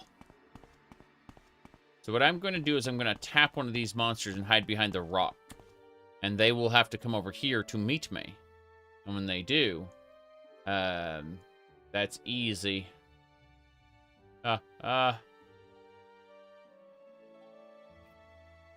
Yeah, Megatron got hit by Optimus Prime and ended up in a fantasy world. That was a really funny comic. Because you see you get hit by a truck. That's the joke. Your weapon has no effect. Whoa. I'm gonna have to use something a little stronger. Like this Last Wish blade. Actually, no. Start off with the Jink blade. Glass Jink blade of the Aegis.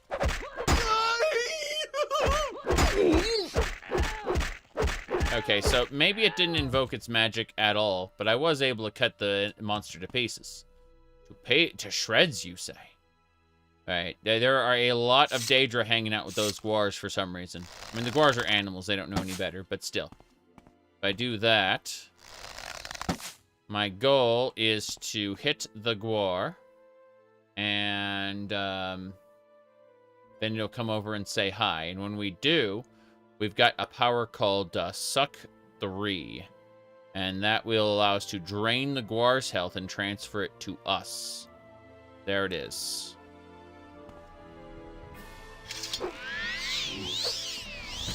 And that is how we gained a huge chunk of health for having risked basically nothing.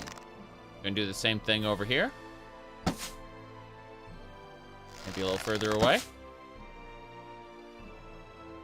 Nah, gotta get that Clan Fear instead.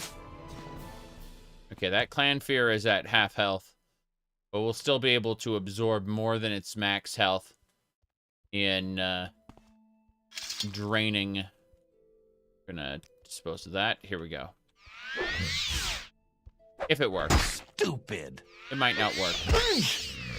There we go. That's a good chunk of health. And a Daedra heart. So we're gonna walk over there and introduce ourselves to this Atronach. It looks like a beetle's coming over too. In any case, yeah, the arrows have no effect on the Atronach. Good to know. I'm actually trying to hit that beetle. If I can kill that beetle, we're fine. But we need to switch arrow types. Something that can hurt Daedra. Silver arrow should do it. Yeah, the silver arrows were what killed Ganon in Link to the Past. Ganon could be paralyzed by the Master's Sword, but only the silver arrow could kill him. The original one, too.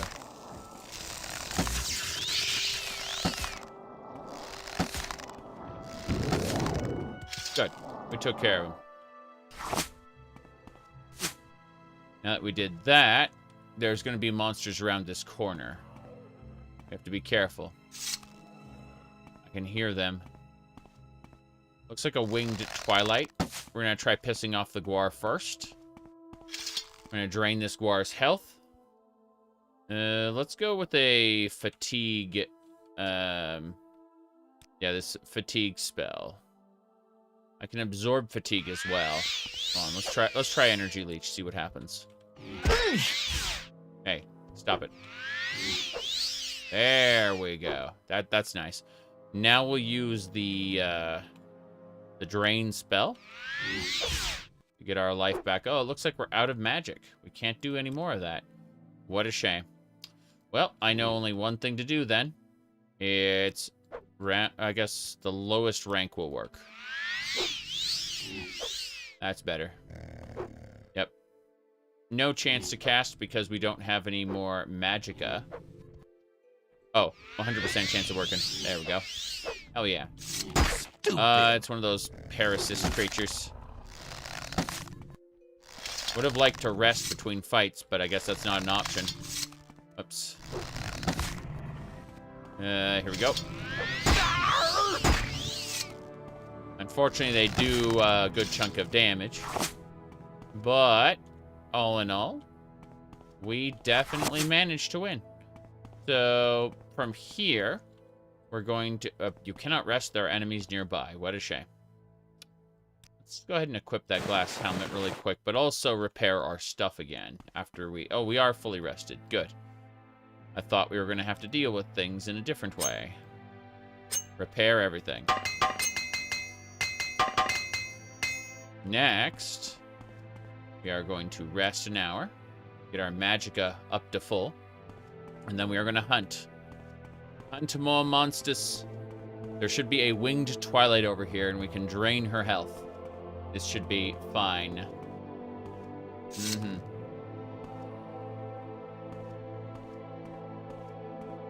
That looks like a clan fear first.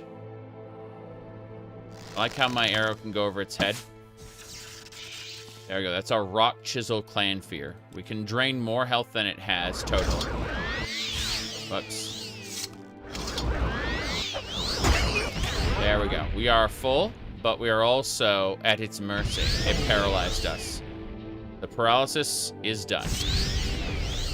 It's draining my strength. I think it's actually damaging my strength. Yeah. It damaged my strength and paralyzed me a second time. That is incredible.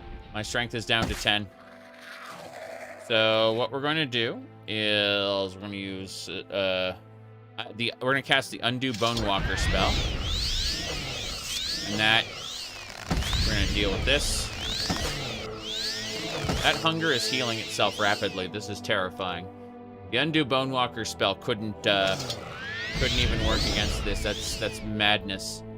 Right, we're going with the Jink Blade of the Aegis first. What I would say, but it has to finish my animation. There we go. Look at this hunger. Yeah, we may have to drink one of our super potions. What do we got? Cure common disease, cure blight disease. Let's see. Let's go with these strength. The strength. I guess fortify strength.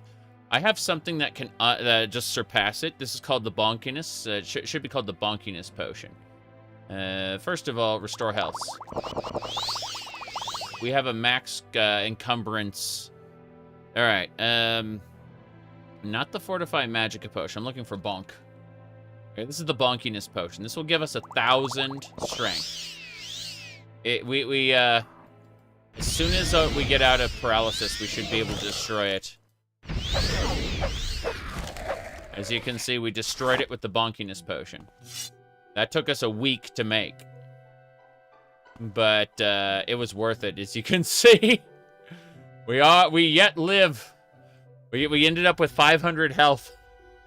That is how we, yeah, the bonkiness potion gave us the tools we needed to surpass that particular combat encounter. Now, let's have a look. Undo Bonewalker. Yeah, we need to do that. So we have the Undo Bonewalker spell, which basically just random 1 to 35 restore strength. Which, you know, our current strength, it doesn't matter a whole lot. But if you look at our situation here, it's 85, right? You see? Our strength is still going up. Yep. You were trying to watch the Indiana Jones game, but they're horrible streamers. Look for try to find a long play where they just don't talk. That's what I typically do. I mean, I'm the one who's playing a game and people are listening to me talk, but that's I'm not gonna lie to you and say that I enjoy the commentary of this, that, or that person. I usually listen to silent long plays. And no commentary. I'm entertaining. Ooh. I mean, I realize that, but I also haven't come to terms with that fact. Because my goal is to, you know, obviously interact over the chat window because that's fun for me, right? My goal is to have fun. And so,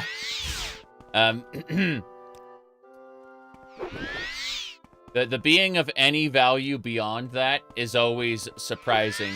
Like when people tell me I have been inspiring to them and such, it's like, wow, that is humbling to someone such as me. All right, let's get going. So, yeah, we were kind of wrecked. Probably nothing. Let's check out the aftermath of that horrible encounter. Oh dear, what happened? You're half dead. Well, I'm half dead by the standards of this insane potion. 19 minutes. The bonkiness potion is still in effect for Fortify Strength. It's not going to last that long, though, unfortunately. So let's get going. Please follow me. We are okay. I don't know about, like, I kind of gave up on Indiana Jones when the Crystal Skull came out, like, as a brand, you know. I can still go back and watch the original 3 movies and enjoy them. I can go back and watch, like, I can go back and play, you know, Star Wars games, and not think about the new, you know, movies. But, like, I don't know. I felt like I had this disconnection point where I'm just done with Indiana Jones. And, you know, I can go back and go back and watch the old movies when, you know, the wife has it on or whatever, but, kind of okay with it being in the past. So, you know, if it's a good game, people have been telling me it's a good game, but if it's a good game, it's the kind of format that I think I would enjoy in a few years. But I'll only, you know, play it briefly, so. Speaking of games that I want to come back to, I think tomorrow I'm going to play Cyclopean again. I really enjoyed my time playing that. I think I want to play a little bit more. It's a fun dungeon crawler. Okay.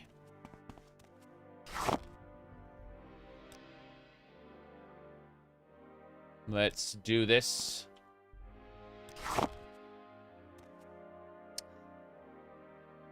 See, 5, 6, 7, 8. Let's do 4 more hours. Okay. Surprised that this is still in effect. Grandmaster Blade. Yeah, the bonkiness potion is going to last for another 2 minutes.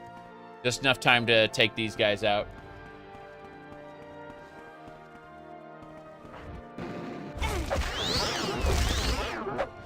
Die. Oh, damn. She's getting her ass kicked. The musk flies almost killed her. And the skeleton. Like, this was a hard-won battle there. Holy crap. Alright.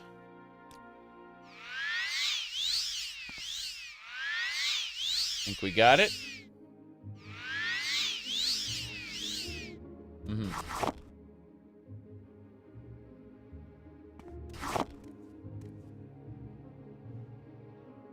You said you didn't like Crystal Skull with Shia LaBeouf?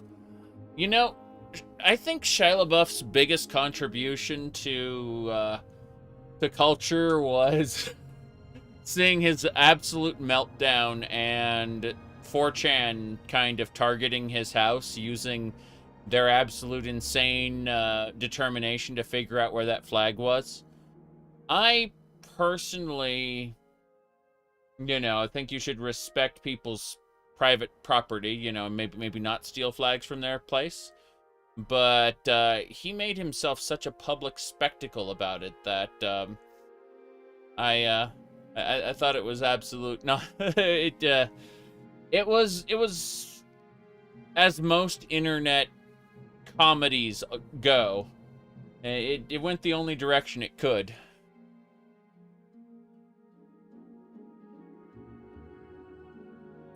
He made himself into what they would refer to as a lol cow. And, yeah. Alright, we've got a few seconds left on the bonkiness potion, I think. 1 minute, 14 seconds. That's good enough to kill this Atronach. I'm gonna quick save and run in. Going full in. We're gonna try to kill this Atronach before our bonkiness potion wears off. Got him. Yeah, that would have taken a lot more effort had I not had the boost from the potion. Okay. We're gonna hang out here for an hour. And now we're back to our original stats. You'll notice that it takes a while for that stamina bar to kick in. Now, unfortunately, fortified health goes away. So, as you can see, I have my real health, which is 97. That's definitely not a full bar. Let's head back to the Ancestral Tomb now that we've cleaned out most of the area around it. There's a Daedric ruin up there. I can't do anything about that at the moment. But, I mean, Velothi ruins? Yeah, full of Daedra. Okay. Let's use Suck 3. Damn. There we go. I drained its health, and I have healed myself. Now I need to heal my companions with the power of Good Touch, random. Restoration skill increased, so I'm talking about. And I'm out of magicka, so I'm going to rest for an hour, and then I can heal them properly. Remember, cast heals on people until... yeah, cast spells continuously until healed. I think that was an option in Neverwinter, in Baldur's Gate, when you go to an inn. It's just like, yeah, cast spells continuously until fully healed. Alright, this is the tomb we need to go into. What do we need to do here? We need to find the Ring of Ineptitude. Yeah. Incept. I typed Incept instead of Inept. That is a Bone Walker. That is scary. I'm going for it. It's a Bone Lord and it reflected my paralysis back at me. We were all dead.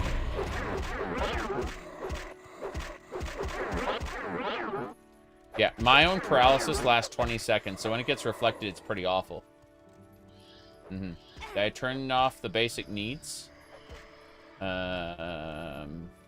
Basic needs. Basic needs.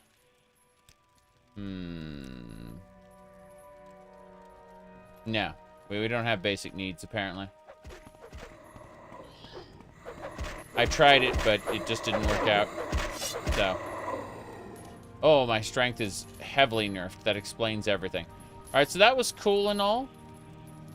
That's a good shot right there. Just seeing her versus this guy, yeah. Toggle menus. That's really good, actually. Wish I could keep the GUI off, but... Okay, he's after me now, so I should be able to hit him with the Flame Bite.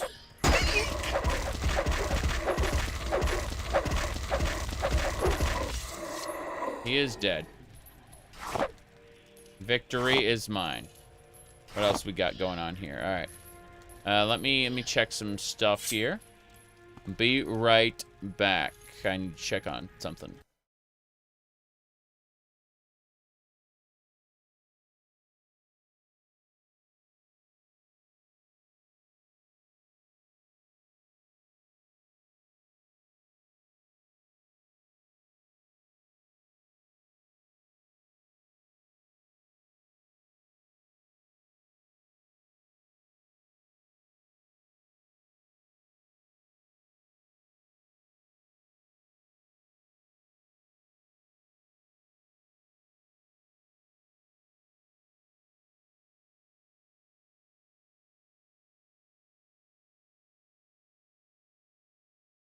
wife was on the phone, and she walked in really quick and grabbed something.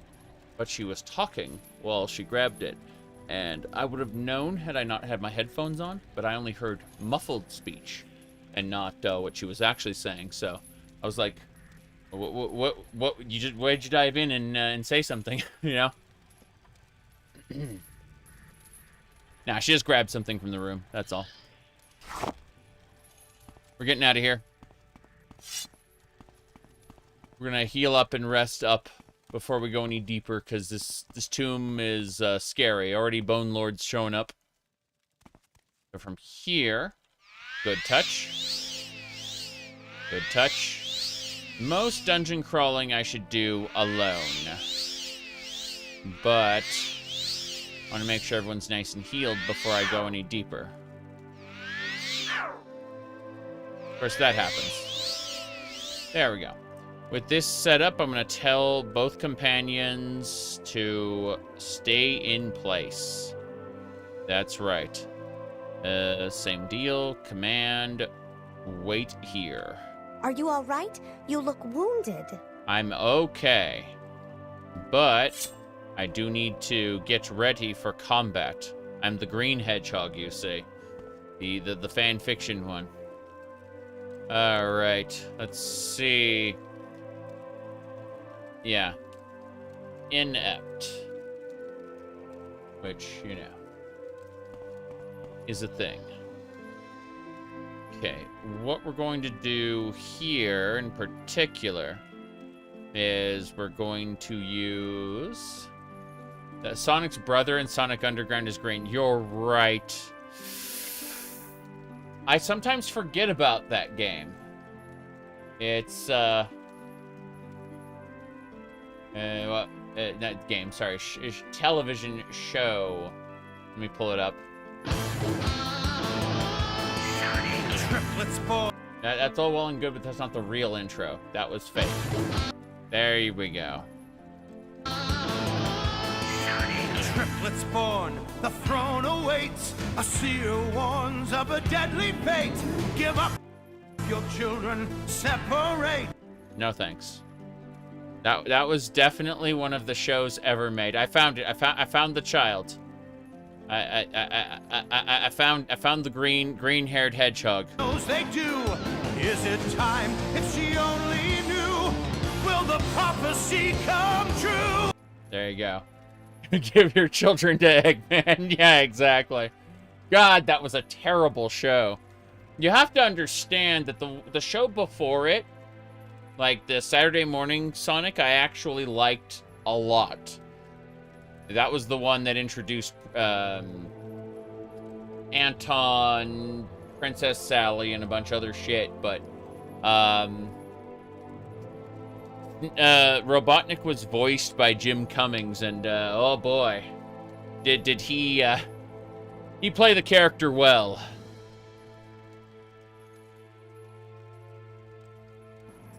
Unfortunately, Sonic Underground, whoa, shut up! Hold on. Sonic Underground Knuckles GIF. I need to find these incredible animated, here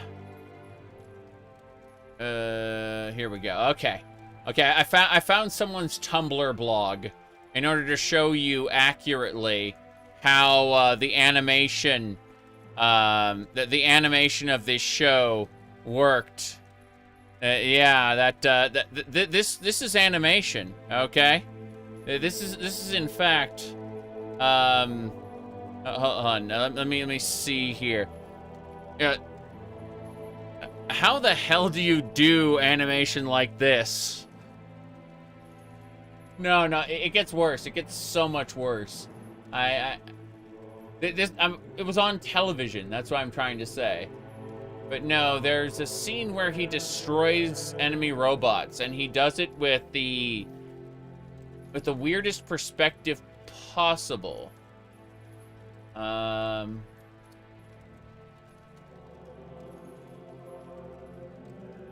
mean,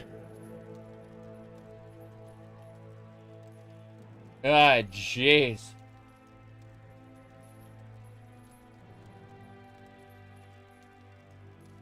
Animators were paid with food pellets. Jeez.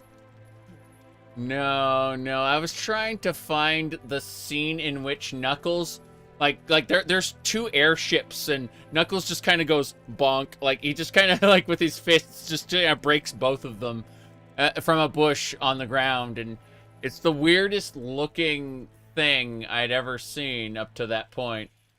But I do not see it here, sadly. No, I don't see it. Oh well, too bad. I can't continue. So please enjoy this completely unrelated picture. Holy fuck. Okay. I have no idea. All right. We're going. Gonna check the side here really quick. Ah, yes. Plundered tombs. What if they dent you Gunton Knuckles? That is a sledgehammer. An apprentice lockpick. I like how this door is just kind of on the ground there. Extravagant shirts are lovely. We are plundering this tomb.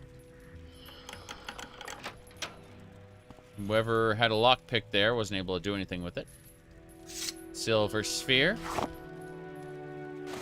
Extravagant handbook for the devout. Nice. CV, my friends, and remember, every day is a divine miracle. True. Absolutely true.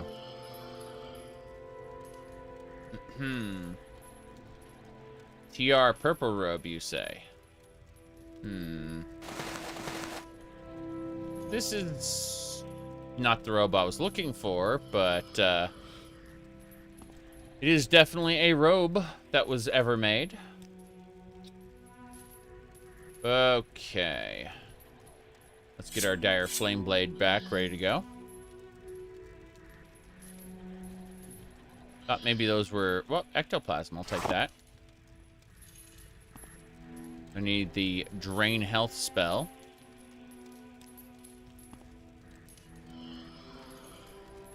Nothing so far. Grave dust is nice. Amethyst, silver dagger. Well, that's multiple black anthers. Crazy. I want all of them. Thank you.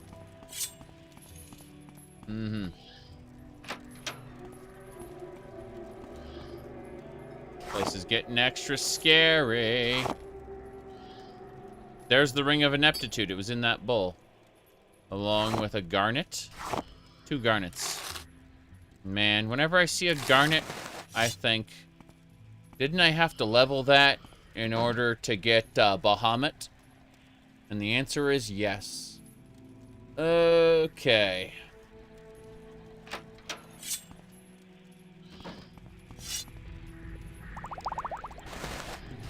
Bone meal.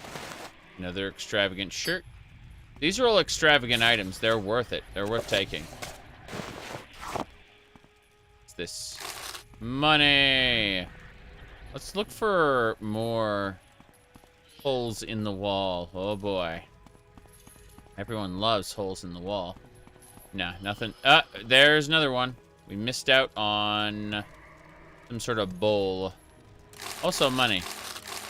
That was worth coming back in here. Holy crap. So what is in that bowl? The answer is less than I want. But seriously.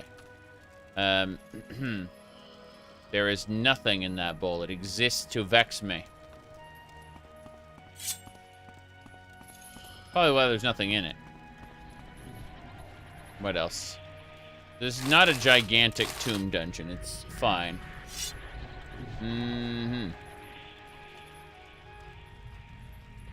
Right. Wait a second. What's this? There's a key. An old key. I'll take it. That old key is supposed to open up a door or chest somewhere. Probably just the door from before, I imagine. That's it. This is the whole tomb. Fair enough. I have defeated the Tomb Guardians and gained dominion over this tomb. There's another path over that way. Fair enough. Okay, let's take the old key and give it to our skeleton. How can I help? I'll do what I can. Old key. There it is. Probably the door already unlocked. Fair enough. But I absolutely want to unlock them myself because that's how you get lockpicking EXP.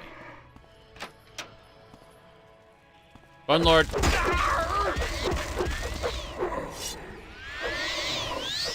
Hell yeah! Just gained all the health of the Bone Lord. Destroyed it. That was glorious. Fourth barrier. We'll take that. Detect key. You call it fourth barrier. I call it whammo shield. And more extravagant stuff. A litide amethyst. Good. A dire spark star. I could use more stars. Stars, stars, stars. Who's the Lord now? Very good, very good. Alright, down here. New section. We quick saved it. That was a Bone Lord. Good. Another Bone Lord defeated. Its loot shall be mine. Let's check this path next. They're both sealed doors.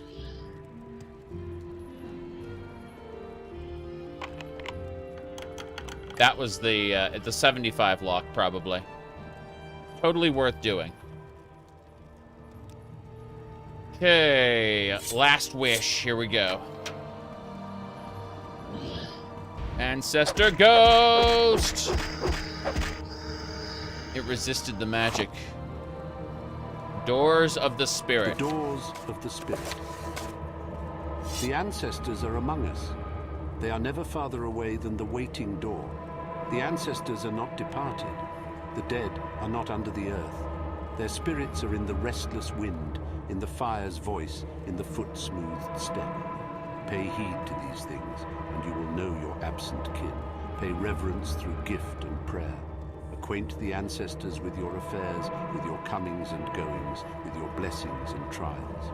From the waiting door comes your protection. Heed the spirits who are the guardians of your hearth, teachers of wisdom, counselors of fortune, seers of fate. Each bone is a door through the wall of the world. Each bone is the road with wisdom and power the travelers. Each bone is the ghost fence that guards us from evil. Honor the ancestors upon your hearths, within your halls, in the community of your temples, in the solitude of your tombs. Guard your ancestors from beasts, from thieves, from profane priests and sorcerers. Let no creature steal your spirits, for the plundered hearth is diminished and the plundered tomb is shamed. Live in one world with your spirits. Honor the spirits within and without you. Do not grieve for the dead. Take shelter in their arms and pay heed to their words. Okay. Let's go. You love this game so much, even without mods. It's one of the most immersive, compelling fantasy experience ever created. Well, it's different. I will say that much. The a gold dagger. Let's level up that gold dagger. I think that might be fun. But no, it just shows you, like, you could rebuild all of Starfield systems from the ground up. You know, use the immersive mod that they have to add, like, fuel tracking and maintenance to your ship. You can do all kinds of crazy shit. But if the world building is terrible, then you really only want to exist there once or twice for lulls, and then that's it. You know, you've finished it. But Morrowind, it has such a nice, it has such good world building. And it's so different from conventional fantasy. People want to say generic fantasy, like Tolkien. Like, shut up, first of all. But common fantasy, okay? Like, it is so very divorced from that, and I find it compelling as a result. How can I help? I'll do what I can. Keep in mind, I'm in the middle of a Baldur's Gate run, so we'll be back in the Sword Coast pretty soon, you know? It's diverse. Yes, it definitely is diverse. I agree. You said Tolkien fantasy is Oblivion? No. Peter Jackson fantasy is Oblivion. Look at her with her ebony bracer. Yep. Yeah, Bethesda was worried they were going to be shut down. Let me see here. What kind of shirt is this? Let me see. Ooh. That's pretty good. I still prefer my glass. But yeah. Let's get going. Fix everything up real quick.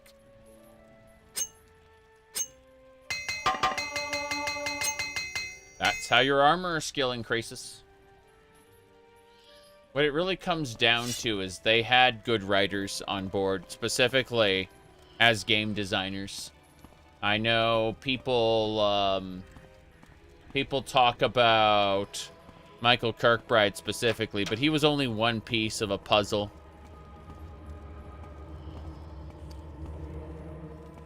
Okay. Go check out the other side.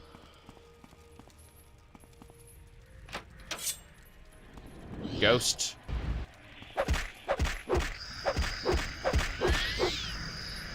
Damn right. Which one's this? If you would be wise, model your lives on the lives of the saints. If you would learn valor, follow Saint Nerevar the Captain, patron of warriors and statesmen.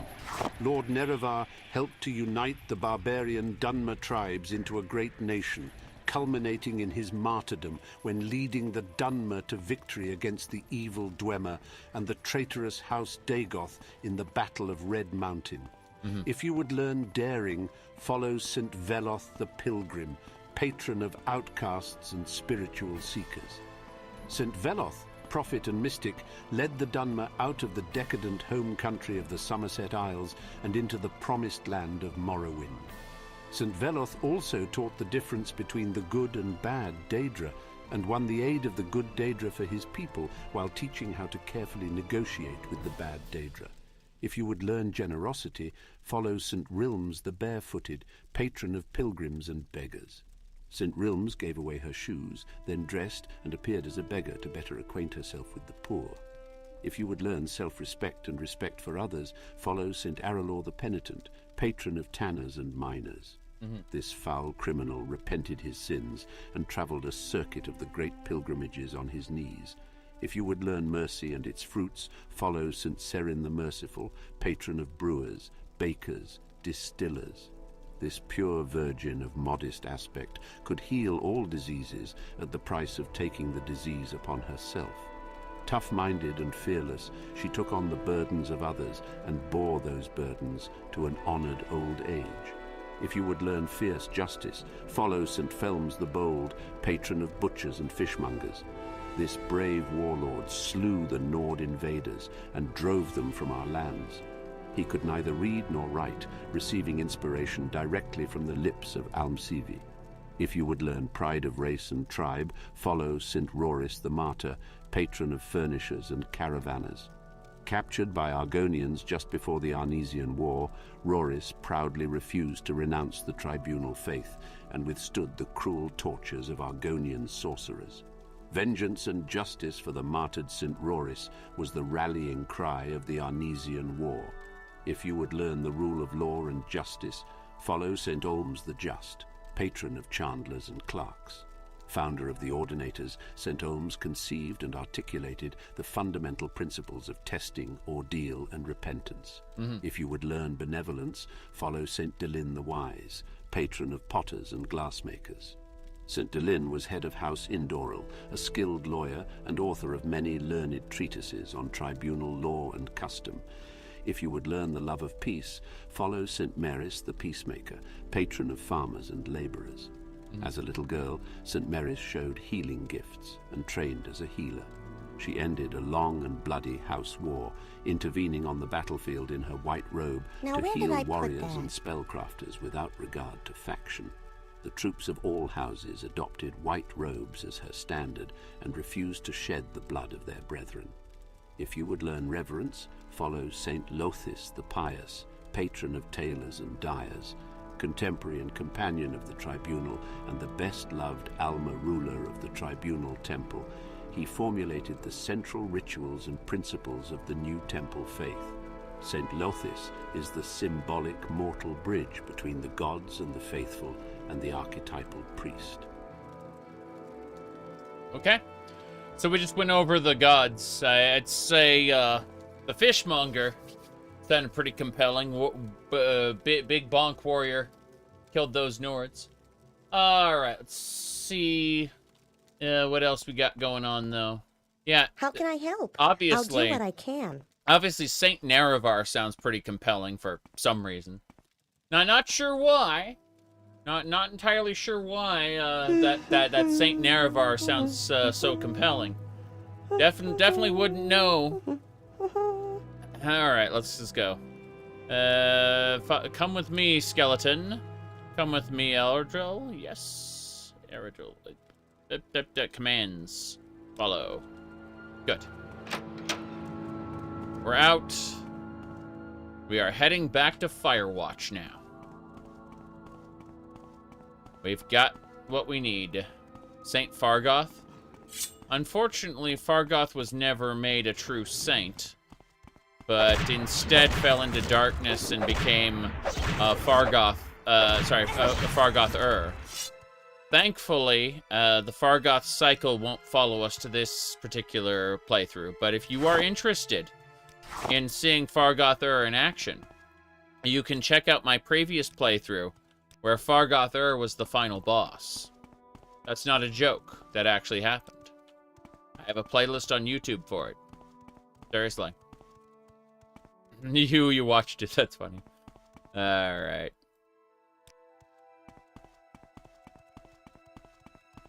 But yes, we took care of that. Without issue. I'm disposing of these corpses so that they will respawn. I specifically was not disposing of them up until now. Voiceover mods, some, yes. There are some voiceover mods. There are other mods as well. I unfortunately started this playthrough, 90 hours ago. And that's across, months of real life time. So I cannot tell you which mod is which, but I do have a mod list. It's an article on my webby site. You can find that. And it will tell you the links of all the mods I used. It said, why is Morrowind immersive and Starwind is not? I think it comes down to world building. Starwind uses Star Wars world building. And that is really cool.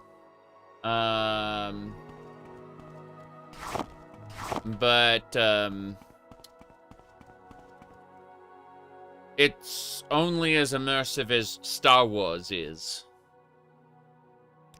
Alright. Let's go ahead and switch things up. We're going to use the bow to kill that muskfly. We should be clear. Mainly the muskfly I didn't want to walk into. I think that guar is safe. Yeah, it's a domesticated guar. The Nyx Hound is not safe, though. Perfect. I don't know. I've got search and take all buttons, but that's it. Yeah.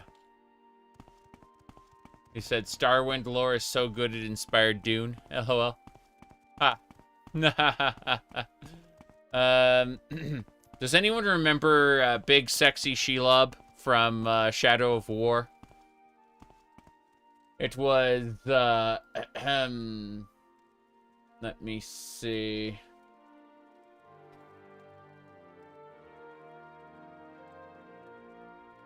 I think it was... yeah.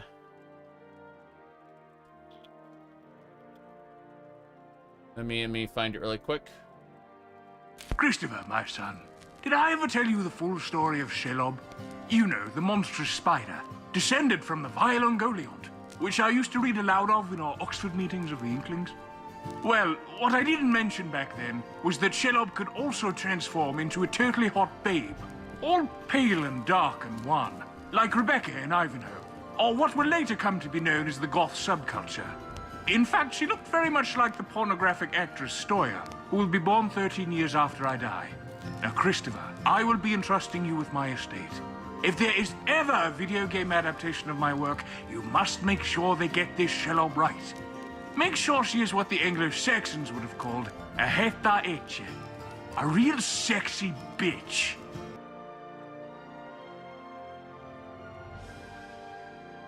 Okay.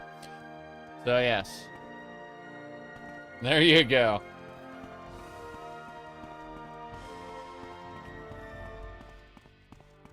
I like Shadow of War a lot, but, you know, obviously we don't take the story seriously. It's just a video game.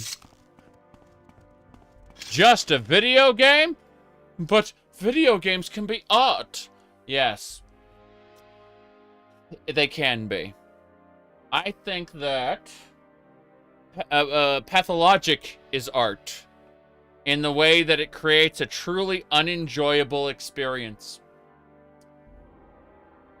Pathologic is awful in the way that it is good art. It makes the player feel something. And that something is frustration and fear and uncertainty, like anxiety.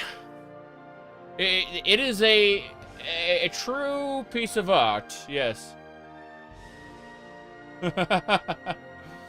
But would I recommend Pathologic to people? No. No, I would not. Okay. Dire Flame Blade, here we go.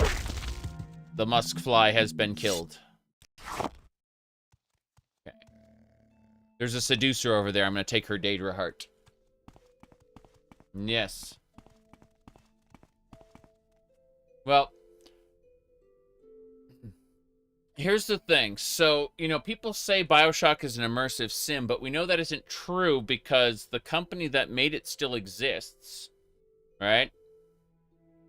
You know, studios have to go bankrupt in order for things to be called an immersive sim. That's one of the prime requirements. Every great immersive sim comes from a studio that no longer exists or was bankrupted and sold. Yep. Oh, jeez.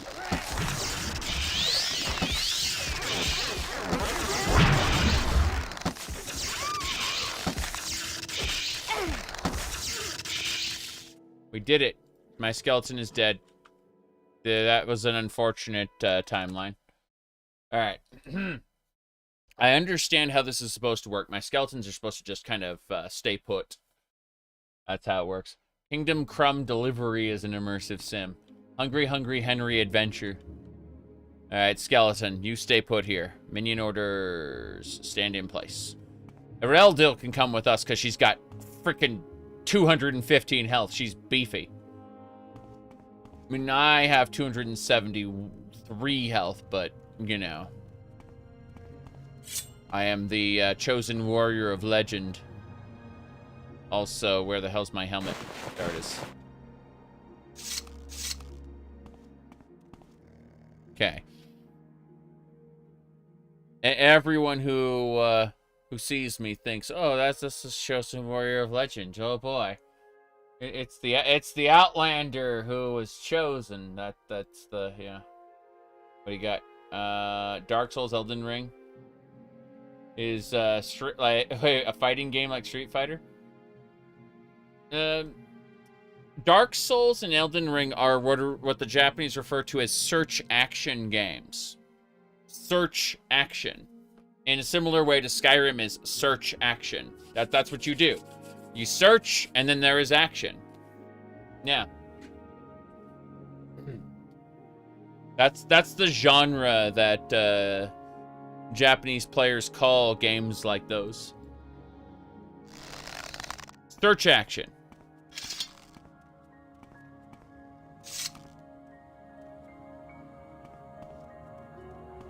Did action adventure? Oh, jeez. Get out of here, must fly.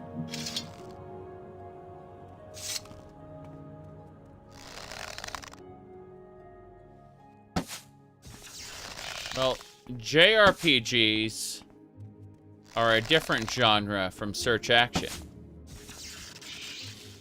Yep. Oh, I was talking about a meme. Hold on. I think it was...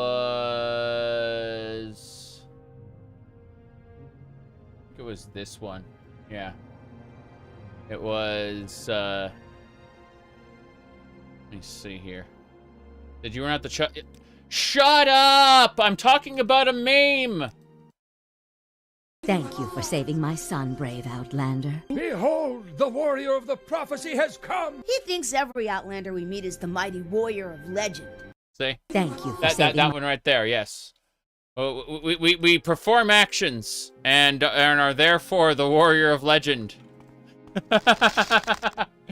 You're talking about Morrowind's main quest. I'm talking about a meme. We are not the same. Okay. No, the coolest part about Morrowind's main quest is that there's a good argument that the Neverine does not exist and that Nerevar's soul was never reincarnated. Die!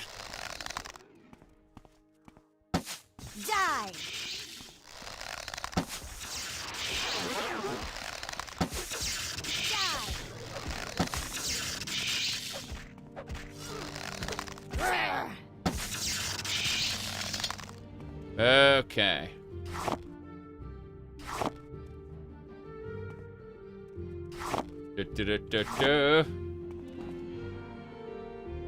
Dispose of the seducer.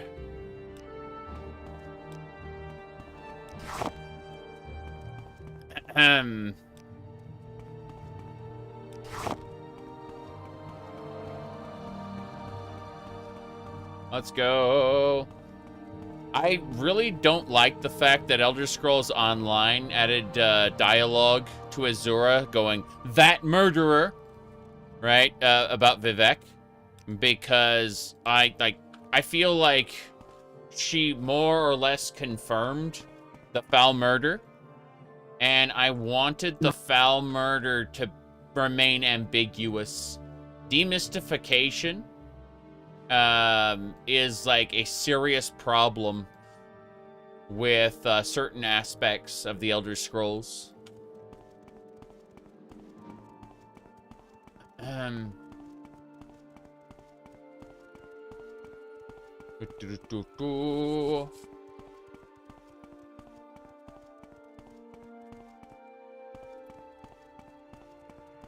Okay. Let's go.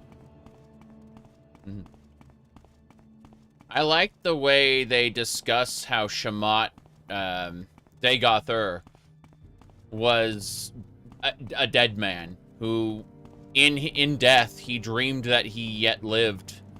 And I thought that was really cool. And it's because of the heart, like his connection with the heart, the fact that he dwelled there for so long. And yet he has still remained faithful. Nerevar ordered him to remain there until he came for him. And he's done just that. All these so many years. Waited for Nerevar to return. Here we go. What business can we do today? We can do business, you say? Let me see here. You can assume someone else's mantle. The process of mantling is to walk as a god walks until no one can tell the two of you apart.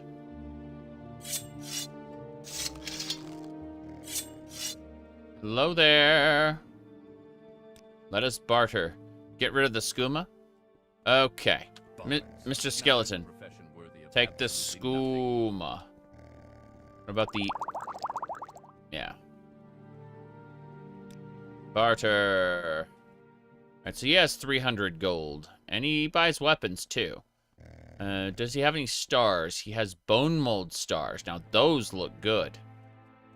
I'm gonna buy those bone mold stars. Arena sickle, no thanks.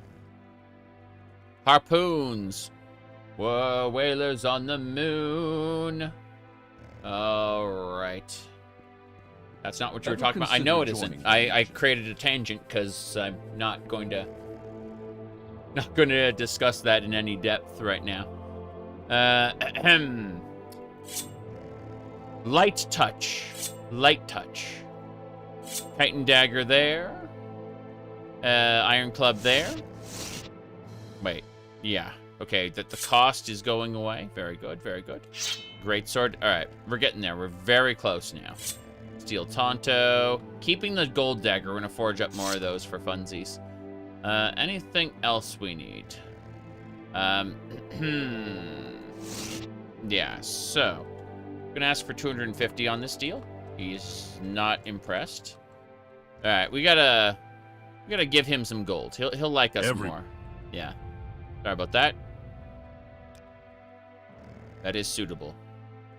Almost done? He didn't like that. You are generous and your judgment is good. Damn right it is. There we go. He likes us now. We've given him a lot of gold. That's what we do. We give gold to vendors so they like us. That's how it works. Alright, so that is much better. And see how just a bunch of garbage, when sold to the right vendor at the right time, can absolutely get us what we need. Let's look at apparel. See about maybe some more of this junk here. Oh yeah, you'll take the common garbage. That is perfect. Anything else we need before we get off track? Stoneware bowl, you can have that. I'd like to just get 300 and call it a day. He will not accept that. Got it. How about 250? There we go. Hell yeah. Okay. Let's do. What do you want, Outlander? I'd like to look at... I'm on duty. But go ahead. He is a hard man, all right. I'll take that netch leather, thanks. And those ash yams. Actually, you know what? Let's He is a hard man, all right. This is suitable. Yes, it is. You are generous, and your judgment is good. Of course I am generous and my judgment is good, but let me go ahead and grab the ash yams, the netch leather. I think that's about it. I don't think he has anything else I really care about, but more importantly, I can sell him some extra items. Yeah. I'm on duty. I know you're on duty. You go do what you need to do. Meanwhile, I will be back. So I'm going to buy those. It'll cost us 7 gold. I'd say 6. There we go. I paid him good money. I need to get my vendors over here. My vendors. My, Is there something I can do for you? Allies, yes. Bring my allies over here. Let's do some companion share. We are going to pick up some extra items that we were using before. Or we gave her before, I should say. And then the skeleton, same deal. We're just picking up some items. Heavy things. Things that weigh upon us. This is how we deal with vendors. It's good. Good time. Good time. No, I don't want anything special. Sorry. More importantly, we sell. A dwarven mace is expensive. It'd probably be all his money, so I don't think so. We'll go with the warhammer, the axe. Yeah, that's a sledgehammer. We're keeping the Dwemer weapon for later.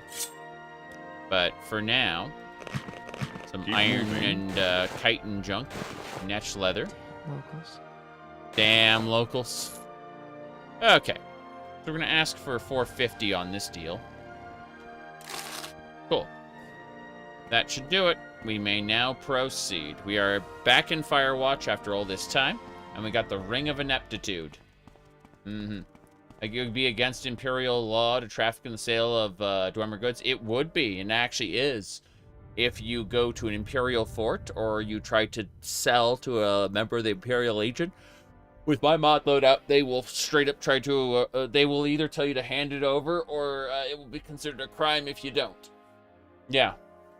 They will just straight up demand that you hand it over if they're in the proper faction. But like street vendors usually don't care. Usually. Some things are more sanctioned than others. We are blessed, truly blessed. This is an honor. Yes, we are blessed. Hello there. Let's set aside our rivalries and talk, shall we? Here's the Ring of Ineptitude. There we go. Are you ready for more duties? Let me see if I'm ready for advancement. You meet our requirements, but you haven't done the duties. I have no more work for you, but closer to home this time. I believe Thergis Vanel is a spy. I say. A Nightblade with the guild. Recently, she'd been disappearing for days on end. When she returns, she won't tell anyone where she's been. I suspect she's working for the Telvanni. Research materials have gone missing. I see. I need you to find out where she's going. Talk to some of the other people at the guild hall about her. Therena Vanil. I'm gonna go down here first. Make some research materials disappear. Lol. Okay. The Mages Guild has a Telvanni spy problem. Almost always. When you have a rival guild of mages, the real problem is, I think, that there's not much you can do about it. These are a kind of a public guild of mages. Joining is not very expensive. You don't pay much in terms of guild dues, you know? The people who owe thousands in guild dues have just never paid them. I paid my guild dues. They were like 200 gold, and I was making thousands on everything I was trying to do, so... what we have to do is leave and then come back. And they'll be like, excuse me, this door is locked. Doesn't matter, though. We're gonna unlock it. Lockpick success, and now we're here, where we can give the skeleton all our weapons. All the weapons we picked up. This is fine. No problems here. A lot of weapons for later. Okay. Yep.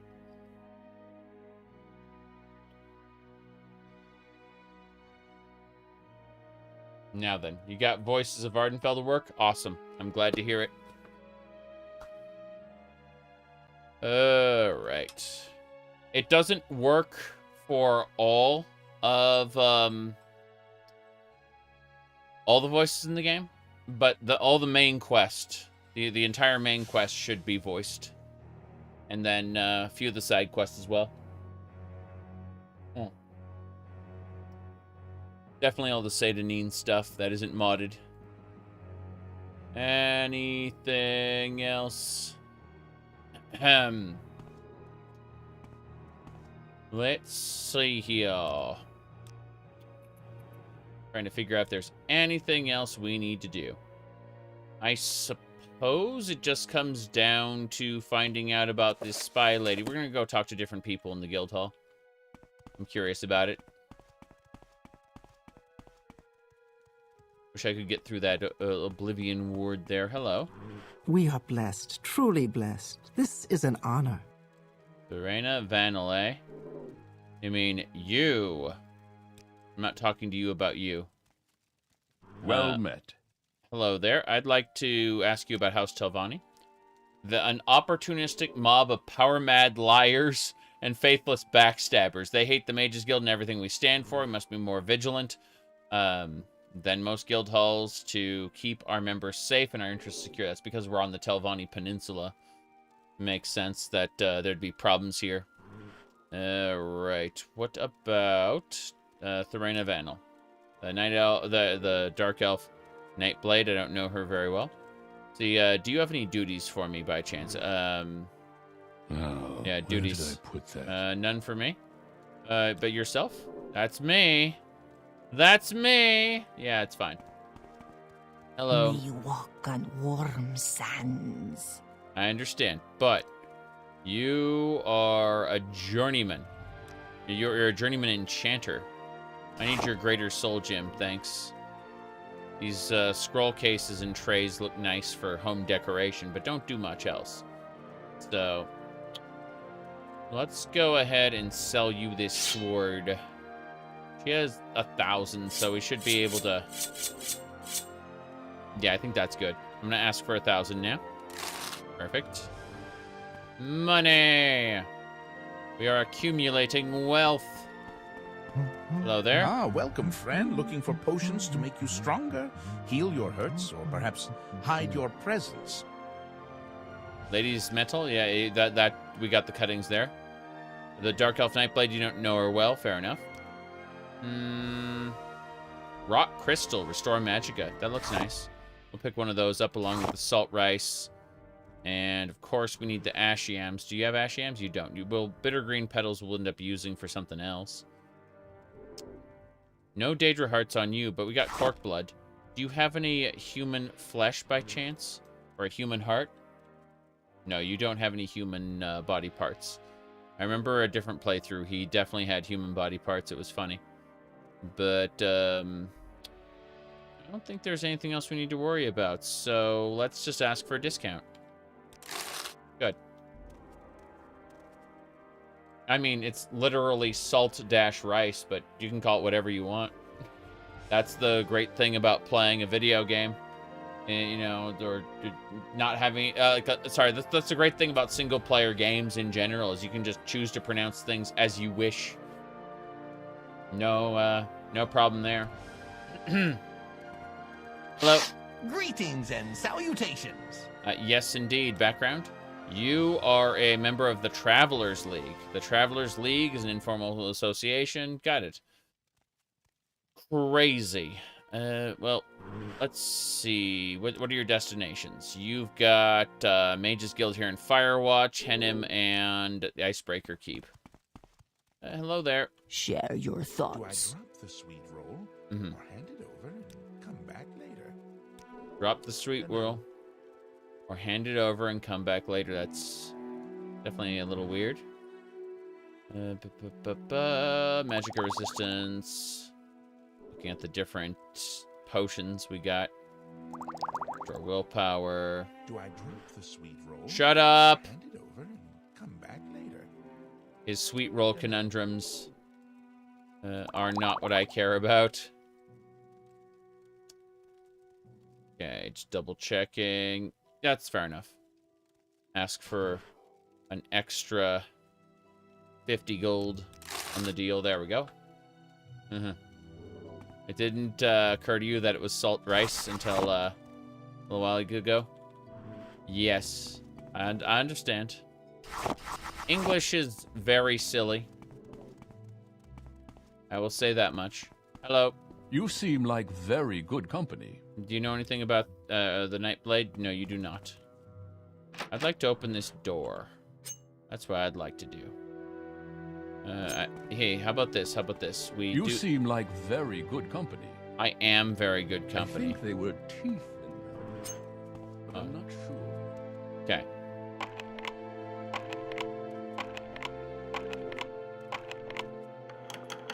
We did it. We opened the door. What did we find in here? A notebook with details on conjuration and physical geometry. Fuck! I didn't mean to take that.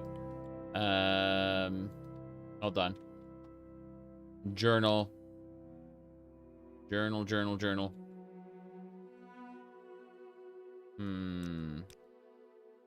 Journeyman. Notebook.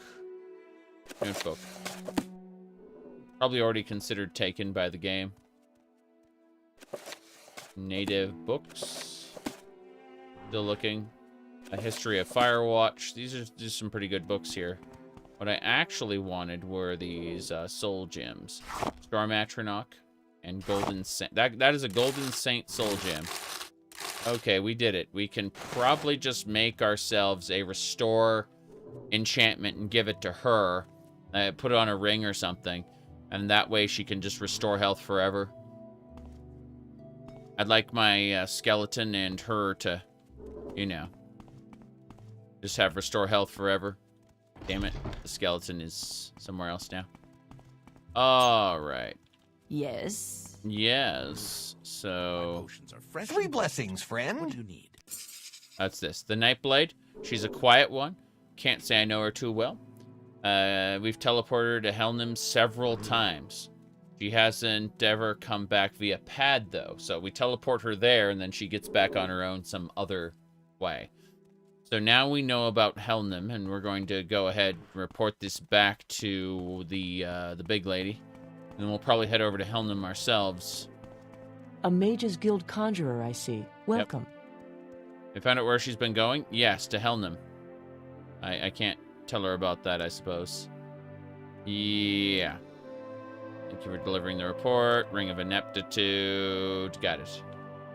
Alright. If it weren't for me, you wouldn't know anything about Elder Scrolls lore. Well, glad I've been able to help. Elder Scrolls lore is fun. Not nearly the monolith people make it out to be, though. Like, a lot of it is poorly written, and I think that's funny. Having it, like, you know, mix and match all different types of, basically, real-life myths, you know, repurposed. I think that Kirkbride contributed much to that, but a lot of it also came from the other developers. And I think that Kirkbride gets a disproportionately high amount of credit for what he's done, for what everyone's done there. Yeah, the Pocket Guide to the Empire is interesting, I agree. Specifically the second edition. The second edition that Kirkbride wrote had a lot of really interesting information in it. But I think that Morrowind itself is born of a larger group of people. And folks need to kind of accept that. And not just fall into this trap of going, if they bring Kirkbride back, Elder Scrolls will be great again. Zenithar's fortune to you. Hello? Imperial My cult. services are reserved as a privilege of higher rank. I see. But serve well, win advancement, and your turn will come. Fair enough. And your trade? You are a witch hunter. Got it. Yep. Looks like I'm stuck. I'm just gonna TCL through the window. What do you mean your companions have, cluttered everything up? Okay. Let me see. It said the inconsistencies in the Elder Scrolls will drive you crazy until you accept that each game is its own contained bubble of lore/story. Yeah. I think that there's fun in piecing everything together and employing mental gymnastics to do that, but once you sit down and analyze, it becomes pretty clear that the individual stories are of higher quality. They're better than the whole of the Elder Scrolls as a franchise. So you end up having higher quality stories that make a lot more sense and aren't as disappointing if you take each game as its own bubble universe that only kind of references previous entries. He said celebrity fantasy writers like Tolkien, J.R.R. Martin, J.K. Rowling, Chris Metzen, Peter Molyneux. Peter Molyneux isn't really, it doesn't really belong in that club. But, yeah, Chris Metzen gets so much of a larger thing. He said, based on older interviews with devs, they emphasize the unreliable narrator. Well, that's just it, though. That makes sense with lore books, because, like, Morrowind specifically was written with contradictory accounts of things. Like, even NPCs will tell you radically different things about the same topic from time to time. The problem is when you talk to an NPC and they flat out tell you about their homeland of Cyrodiil, and it's radically different from what it looks like when you get there. The unreliable narrator wasn't employed for that.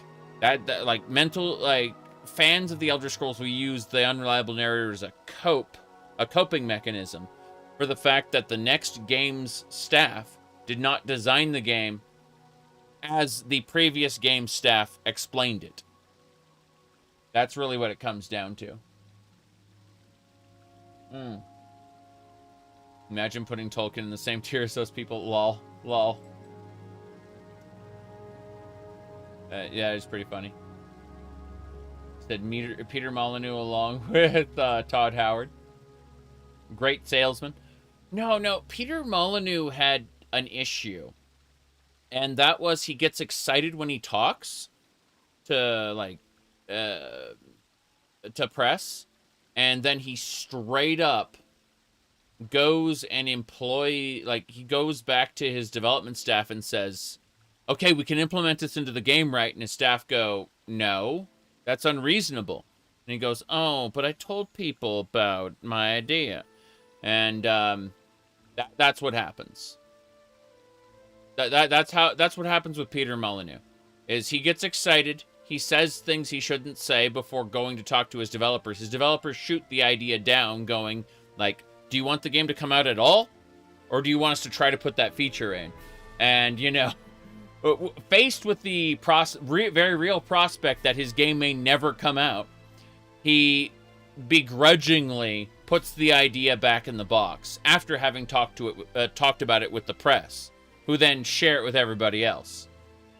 But that's the issue with Peter Molyneux, is he gets ahead of himself. He isn't set out to defraud people. It's just, it's an issue. And he should definitely be held to account for it. He's responsible for it, okay? When people get pissed off that the feature he talked about wasn't in the game, he is responsible for it.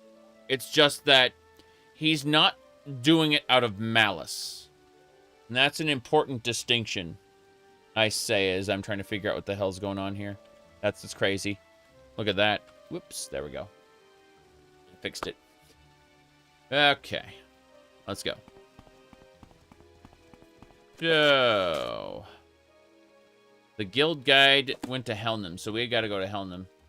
Never attribute to malice that which can be adequately explained by stupidity. Yeah, that's about right. We need to find a bookstore or something. We're gonna go to bed, and we're gonna come back in the morning and check out Firewatch a little more. We got things to do, places to go. We're mostly kicking back and relaxing here.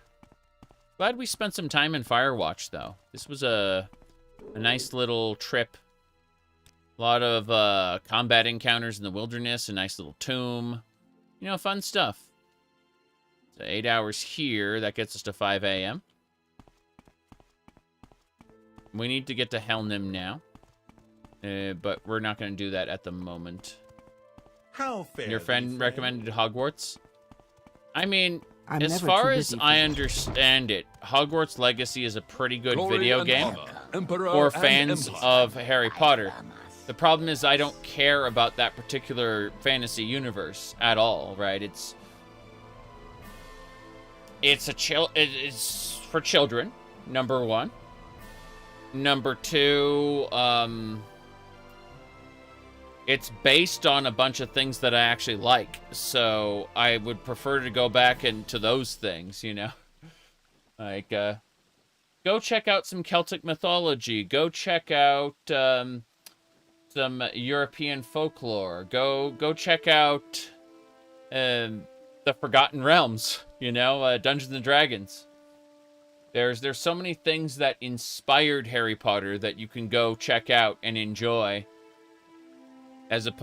But I mean, if you grew up with Harry Potter, sure, go ahead, enjoy. It's not for me, Now, that said, I do recommend people check out Wizard Boy and the International Crime Syndicate. Yeah. I lost a lot of weight, actually. Yep, it's not from extreme lifestyle choices. It's just eating better. That's it. You know, when I eat a burger or pizza on live stream, that's the exception, not the rule. Yeah. Let me see here. I can show you a better setup as soon as I fix the camera. That's the issue is every time I restart my PC, the cameras always reset all their settings. So, you know, I have to go back through. There we go. No, yeah, I've just lost a lot of weight. Yeah, I'm still freaking. I'm still fairly tall though. Let's see here. I can't even fit on the damn camera if I back up here. Holy crap! But yeah, I weigh much less than I used to. Mm-hmm. He said, which Hogwarts house? I mean, I really don't give a shit about Harry Potter, so I don't know much about it. But I like taking the Fate Stay Night, Fate Zero, what do you call it? The Case Files of Lord Elmaloy II. That universe, especially over at Lord Elmaloy, right? And then you kind of compare it to Slytherin, and you realize that within the context of the Fate universe, like, the entire Mages Association is basically Slytherin, and they are right. That's all I'm saying, is it's super interesting to look at it from that perspective. But because I don't give a shit about the Harry Potter universe, and I have zero emotional investment in it, I just shrug. Yeah. I just have a big shrug about that. Alright, let's see. Anyway. Yeah, so. Not a whole lot else to say. Anyway, let's get going.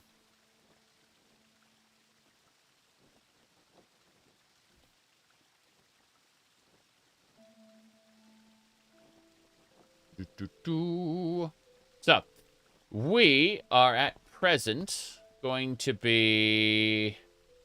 jeez.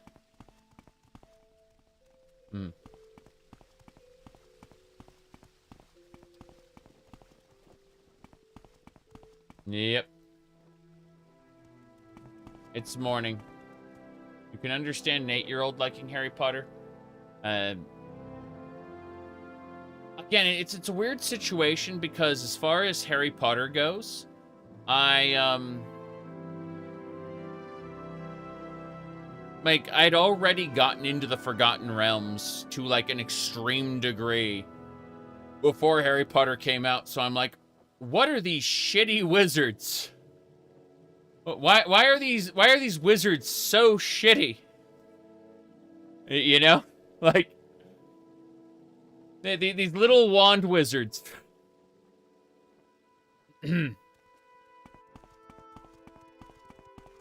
Okay. Yes. You got into the Forgotten Realms with first edition. Definitely set a high bar for fantasy taste. It's all over the place. It is all over the place. Like, Forgotten Realms. You said they can't cast level 9 Fireball with empowered meta magic. I mean, a level 20 wizard can destroy a city, and a level 20 rogue can expertly pick your pocket. It, you know, just depends. Let me see. You hated the way how Forgotten Realms did Pantheon. I freaking love the wheel of different realms, afterlives, things like that. Let me see here. I think it was let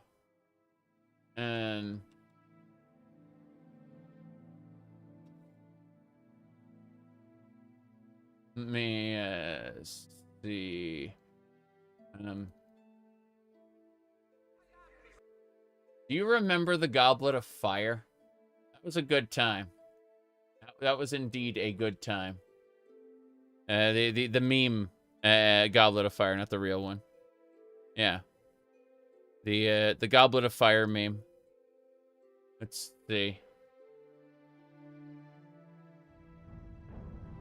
Lol. I'm setting this up. Right click. Off full screen.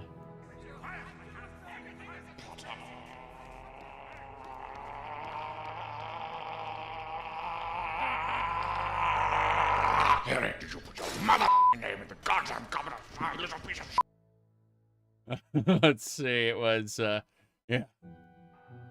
Dumbledore asked calmly. Dumbledore asked calmly. Yep. There you go. Okay.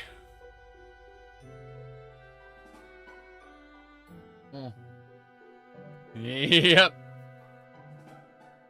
What else we got?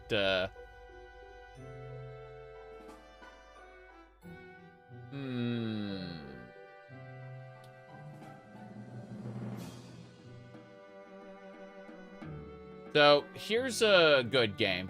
It's called Wizard Boy and the International Crime Syndicate. Yeah, if you are interested in wizard games, then Wizard Boy and the International Crime Syndicate is pretty good. It's currently just a playable demo, but we played and enjoyed it.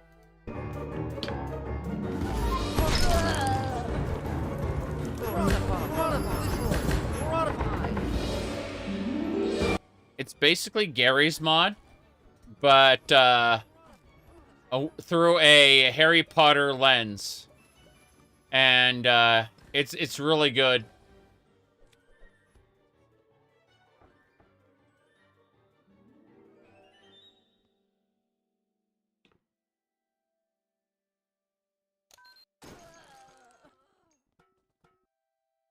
Yeah.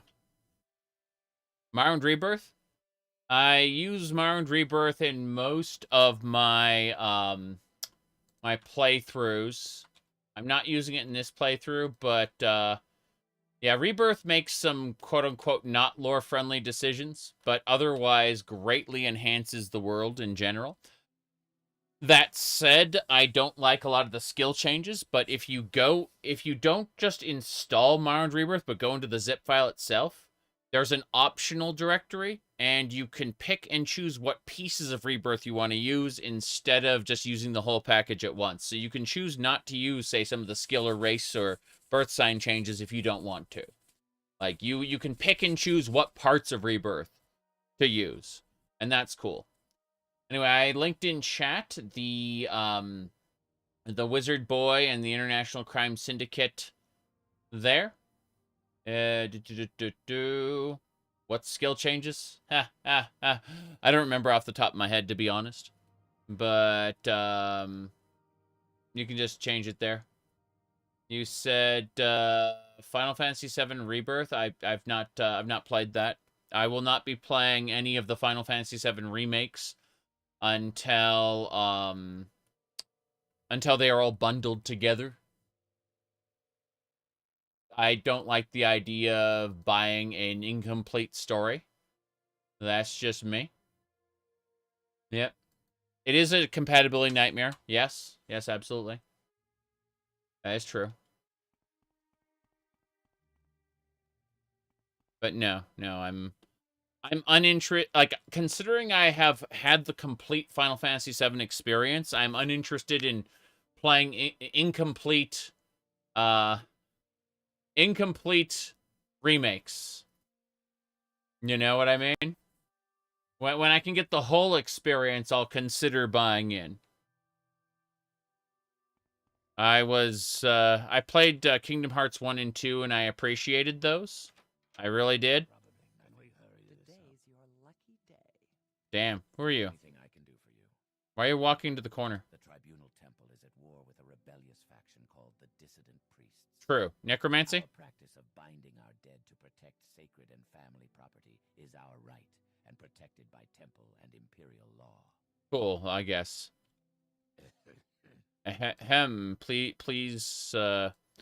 Please take the 10 gold. And your judgment is good. Yes, that may be some help. It is help. Okay. Wizard Boy looks exactly like the PS1 old Harry Potter. Yeah, that's the point.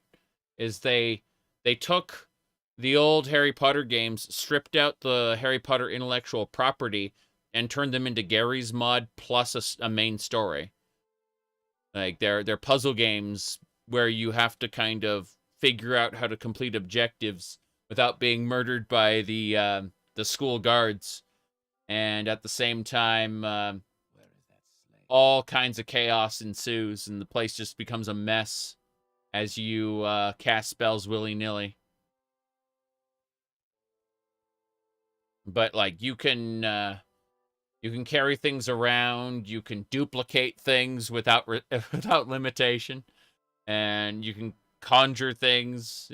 You can absolutely, use attack spells and stuff, but it's very silly regardless. And there are landmines, of course, because why not? I wish to have your cruel viper stars. Thank you. What else? Please take this stick. Perfect. Built-in dupe glitch. Yes, but it's not a glitch. You are encouraged to use it for specific things. I'll go ahead and take this Flynn and this Cyrodiilic brandy. Hell yeah. What else? Daggers. Daggers are fine. Anything else? Shield. Okay. I'm going to ask for 200. Perfect. Is it a glitch if it's built in?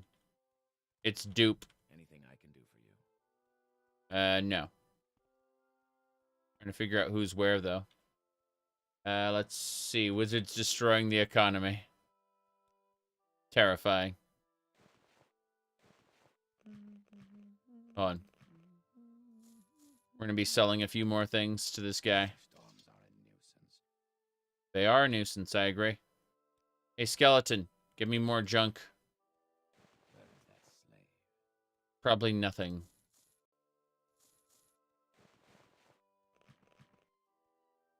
Think that'll do it, more or less. Good. We are over encumbered. Oh no.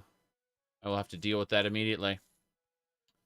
He only has 700 pounds of carry capacity. So we have to be extra careful. That Orcish Bracer we're holding on to because it's expensive. But the cheaper stuff, I want to get rid of right away. Alright, 700 it is. In fact, let's grab a few more of these repair hammers. Geez, those have 0 uses. Just 2 of those, and then 3. And then we'll ask for 700 on the deal. Perfect. Mercantile skill increased. We've reached level 39. Okay. And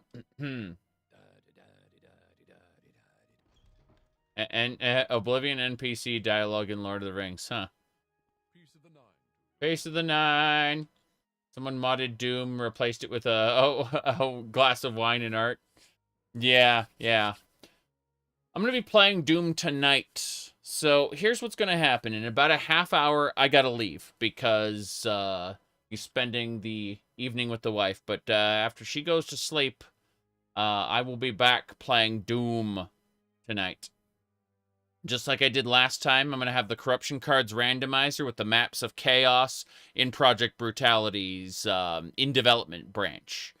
So, not the current version of Project Brutality, but like an in development version of it. So I'm going to be doing that. My Doom setup mods. I have a video. Here, hold on. Let me see. So if we go over here, this is my Webby page. You got your Stardew Valley, right? Obviously the manliest man we ever had right here. But we scroll down. We got our current Baldur Deadeye we're playing now. Below that, we have our Doom Free Mod Guide. And you can check out the guide itself on YouTube if you want. Additionally, there is a mod list there. So that would be the place to find it. All right. but I have a guide video on it. Books. We're gonna sell some books. I think we're gonna double check that we didn't give books away. Got books away. Yeah, we're picking up some books. Hello. That is high quality content. Okay. Almost done.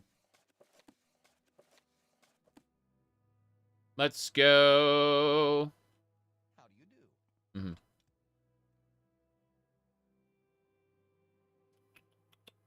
Anyway. Yeah, hello there. What's your background? You are a bookseller. Cool. That is exactly what I hear. I'm going to give you money. Damn right. That may be of some help. He likes that. He likes having 10 gold. Perfect. Alright. Orc's giving you the business about running a bookstore in Leywin. Oh, jeez. Alright, we're gonna sell him some books. Lessons of Vivek. Handbook for the Devout. Short History of Morrowind. Keep Craft with Magic. Amlaxia, Invocation of Azura. Legions of the Dead. Lives of the Saints. Kavakis. God, we had those Kavakises. Gods in Worship. Vampires of Vardenfell. Someone wanted the second edition of Vampires of Vardenfell, I'm pretty sure. And War of the First Council. We're going to keep our Vampires of Vardenfell just in case. Ruins of Camel Z and Doors of the Spirit. Actually, let's take back a couple of those books. And let's see if we can push him to give us the full value. Yeah, so let's ask for 800 on this deal. That was 80. Fuck. Well, I accidentally sold all the books for 80. That was a problem. Don't want that. How do you do? How do you do indeed? Geez, Skink and Tree Shade wants volume 2. I see. We'll go see Skink in just a second. I am annoyed, to say the least.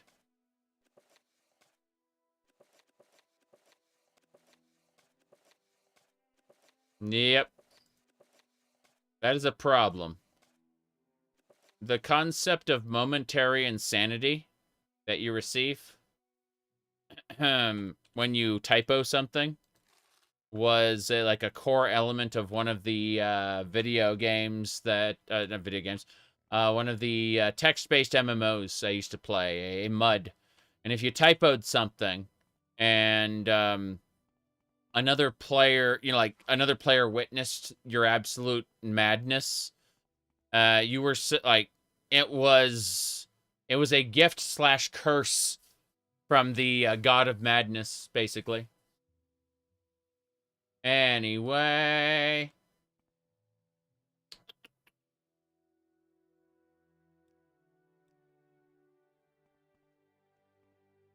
Jeweler.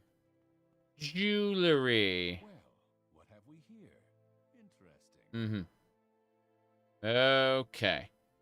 So, yes, he is an expert jeweler, which is why he sells velvet pillows.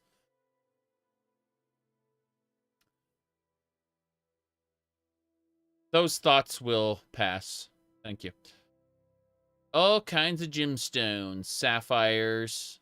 Yeah, it's nice. He sells an anvil as well. Okay. I had thoughts about the velvet pillows, but I will leave those unsaid. Furniture. Yes, I need furniture. Thank you. Fine furnishings. Very good. Another velvet pillow. And a small chest. Expensive skirts. Look, just give me the salt rice. And I guess that's it. Just salt rice? Fair enough. Paintbrush. Mooks like me. Please take this bracer then. Jeez, you don't really have any money at all. Yeah, you are in a bad situation here. Please take this instead. Enjoy. You know what? Your mother warned you about mooks like me who'll give you 10 gold randomly, right? There you go.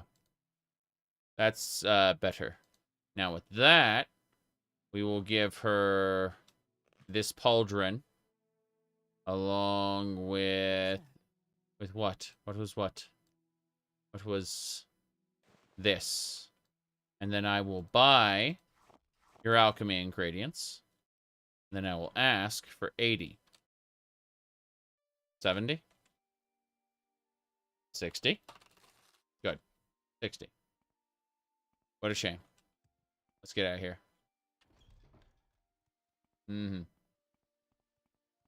Now.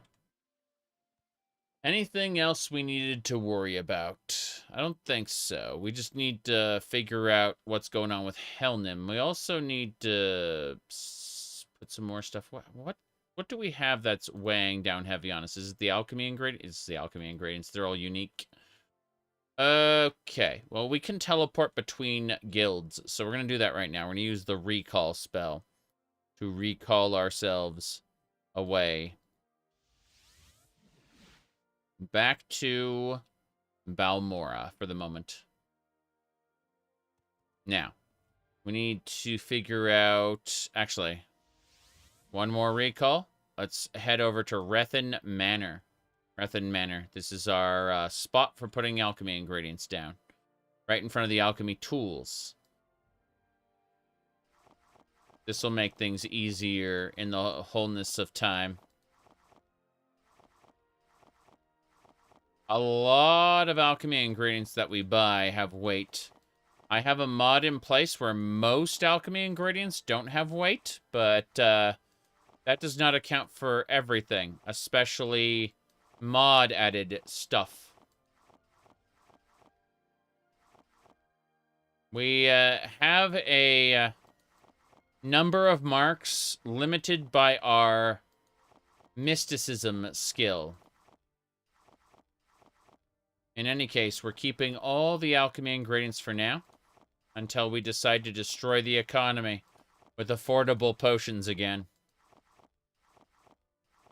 What do you mean the most expert potions have just flooded the market?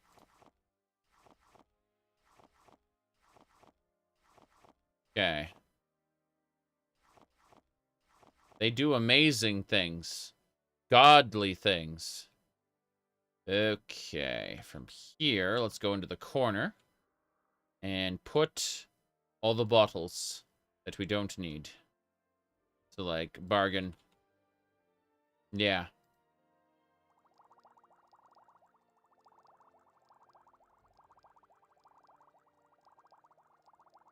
Then, what else? Cheap. Cheap and bargain. Yeah. Keep the rising force. Everything else can be dropped. No mark or recall will work in this place. It's true. Lay down your weapons. It is not too late for my mercy fan art. What? Okay. Let's drop the extravagant items in this pile here. I guess wait, can we put it in the crate? Yes, we can. Cool. This cobalt gown looks pretty nice, but nah. Kind of want to see... Yeah, we're going to take the extravagant. Extravagant stuff is worth more than the other tiers of stuff. And so it needs to go into my crate here for later. Yep. Let's get going. So we are going to travel up to Caldera, where we're going to look in on some stuff. I realize I don't have enough time to do another adventure. We are limited in what we can do. Balmora. Look at that. Mysticism skill increased to 62. You see, so, the available marks 1. So we have 1 extra mark available, but that we haven't consumed yet. Based on our restoration. As our mysticism skill goes up, we'll be able to have more marks simultaneously. But for now, let's go back to Balmora. You can kind of see this is our centralized locate. We kind of stop in front of Caius's house. Caius is still trying to figure out what to do with those Imperial sorry, not Imperial. He's still trying to figure out what to do with the documents we provided him. He said, go do some independent adventuring while we figure things out. So that's what I'm doing. I'm doing some Firewatch stuff. I'm gonna run up to Caldera, and I guess we could teleport to Caldera. You know what? Fuck it. I don't have enough time to go like fight my way up to Caldera past the multitudes of beasts that I have added as extra spawns. Which I do not regret that. Turning Vardenfell into a chaotic, terrifying place. How much gold do we have? Gold. We have 7,000. Okay. We're gonna keep 1,000 on us, but we're gonna put the rest in the Imperial Bank, assuming they're open. What time is it? 7 a.m. They open like an hour. We'll be fine. Hello.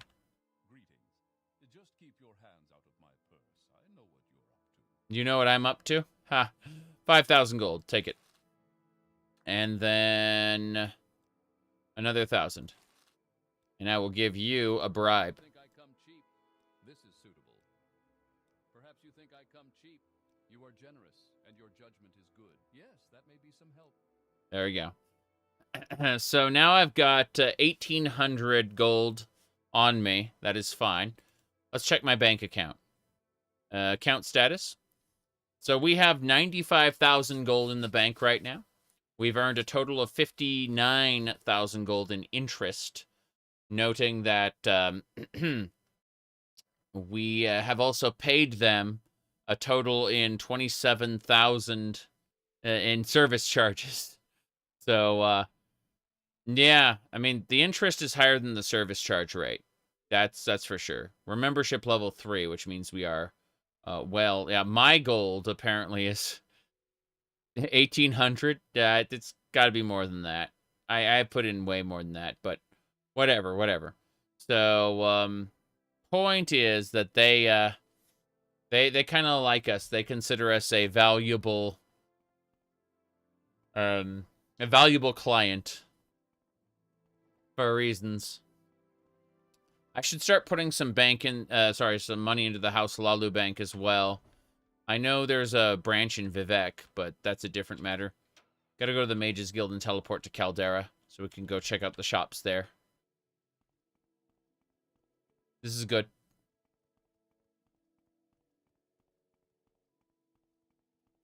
Alright. Why walk when I can guide? Why walk when you can guide? Let's guide us to Caldera, please. Nothing gets you there faster than Magic. Yeah, let's go look around. I know I am fitting in well. I've only been here for, what, 3 months? Aha, 113 days. That's actually a long time. I've been here for 113 days. On Vardenfell. I'm definitely fitting in now. Piece of the Nine. Hello there. A pleasure to see you. Let's do some business. Let's do some business. Yeah. I'm looking at this dragon scale tower shield. Looks glorious. Don't need to worry about the fur top, though.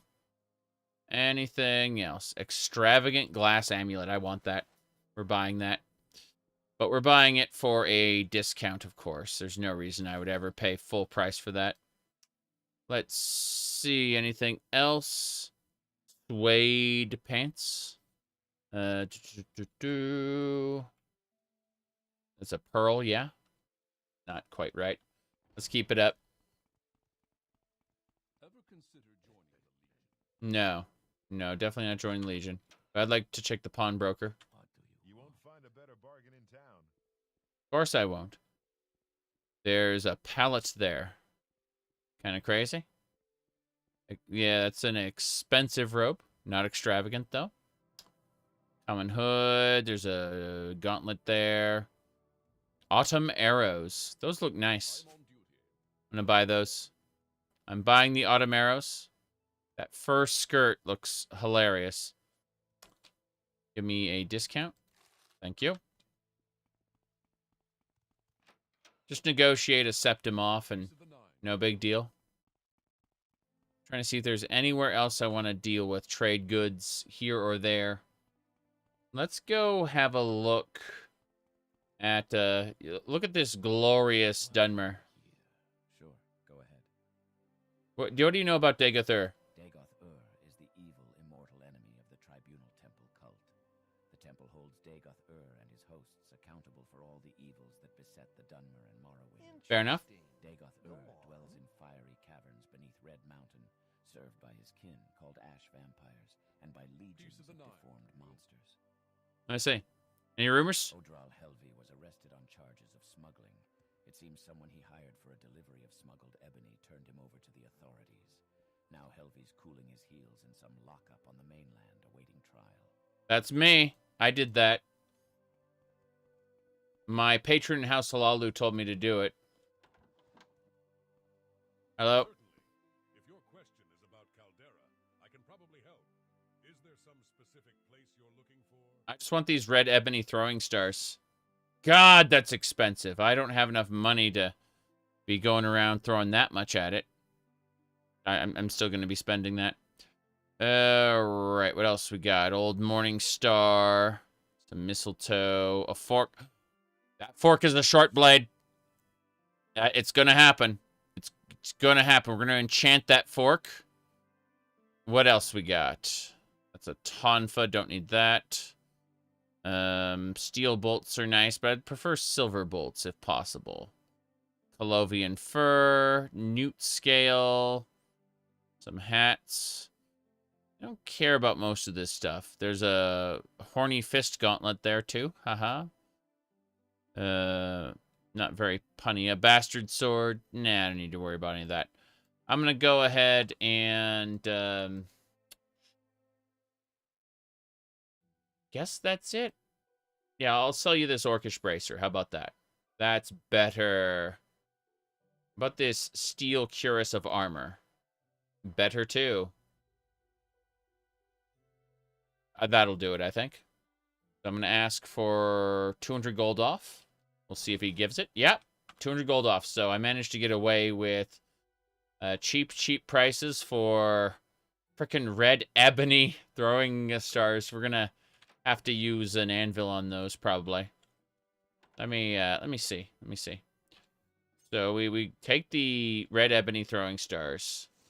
I don't think I'm ready to upgrade them fully yet, but they are prepared. I'm the Outlander. He is not. He was apparently raised in Morrowind, so, you know. It's crazy seeing how diverse Vardenfell is. Okay. Well, what is this? This is a clother. What clothes you got for me? People like you cause nothing but trouble. Why don't you just get out of Caldera? I'll give you 10 gold. You're generous and your judgment is good. Sharing is good. I like sharing. 20 gold. Always happy to oblige. What's your question? Do you need services here in Caldera? Or is there anything else I can help with? Speechcraft determines success when bribing. I bribed him twice for 10 gold, and now he loves me. He's a clothier. Skin shovel. What's your trade? I am a clothier. I make clothes and sell them. I also buy clothes in good condition. With a little work, I can make them good as new and resell them. Mostly I make and sell Dunmer clothing, but some people also want Imperial clothes and Ashlander clothes. Very true, very true. Exquisite, extravagant. Oh, so exquisite seems to be the highest rank, meaning extravagant was not so good. Fair enough, fair enough. That's that rusty suede jacket, runic out. Let's see, fursuit. Sweaters. Yeah, you got garbage. I don't like what you got. I'm gonna talk to the person upstairs, see if they've got anything for us. Hello. I'm listening. What is your background? You're a commoner. I see. Well then, I'm out of here. It's crazy seeing all this stuff, though. I see a ladder against the wall, and I want to use it, and then I can't. And then I can't. What a shame. We're out of here. So, is there anything else I need to do while I'm here before I go back? And I think the answer is a firm no. Well, this was a lot of fun, but unless I find something else hanging around here, no. No, we're going to recall ourselves back to the Firewatch Mages Guild. Yep, Firewatch Guild of Mages. And now, we're going to hang around here. We're going to save this as Hell Nim Next, which is it. What is your current job? Commoner. Yes. Jeez. No, commoners are just a character class, oddly enough. Yeah. Weird. Talkie? I don't know anything about that. But I will go ahead and type ! mod list for you. And the bot will go ahead and pop that open, and I gotta run. So, this has been a lot of fun. We'll be heading to Helnim next time we play Morrowind, which will probably be on Saturday, maybe, possibly. I say maybe possibly because I have no idea what I'm doing before I do it. I'm taking a guess. But I do know today my plan is to try to play some Doom tonight. With the usual loadout of Corruption Card Randomizer, plus, what do you call it? Corruption Card Randomizer, plus Maps of Chaos, plus the in-development build of Project Brutality. So that's my goal tonight. I will see y'all later. I gotta run and live life, be sociable, spend time with the wife. See y'all.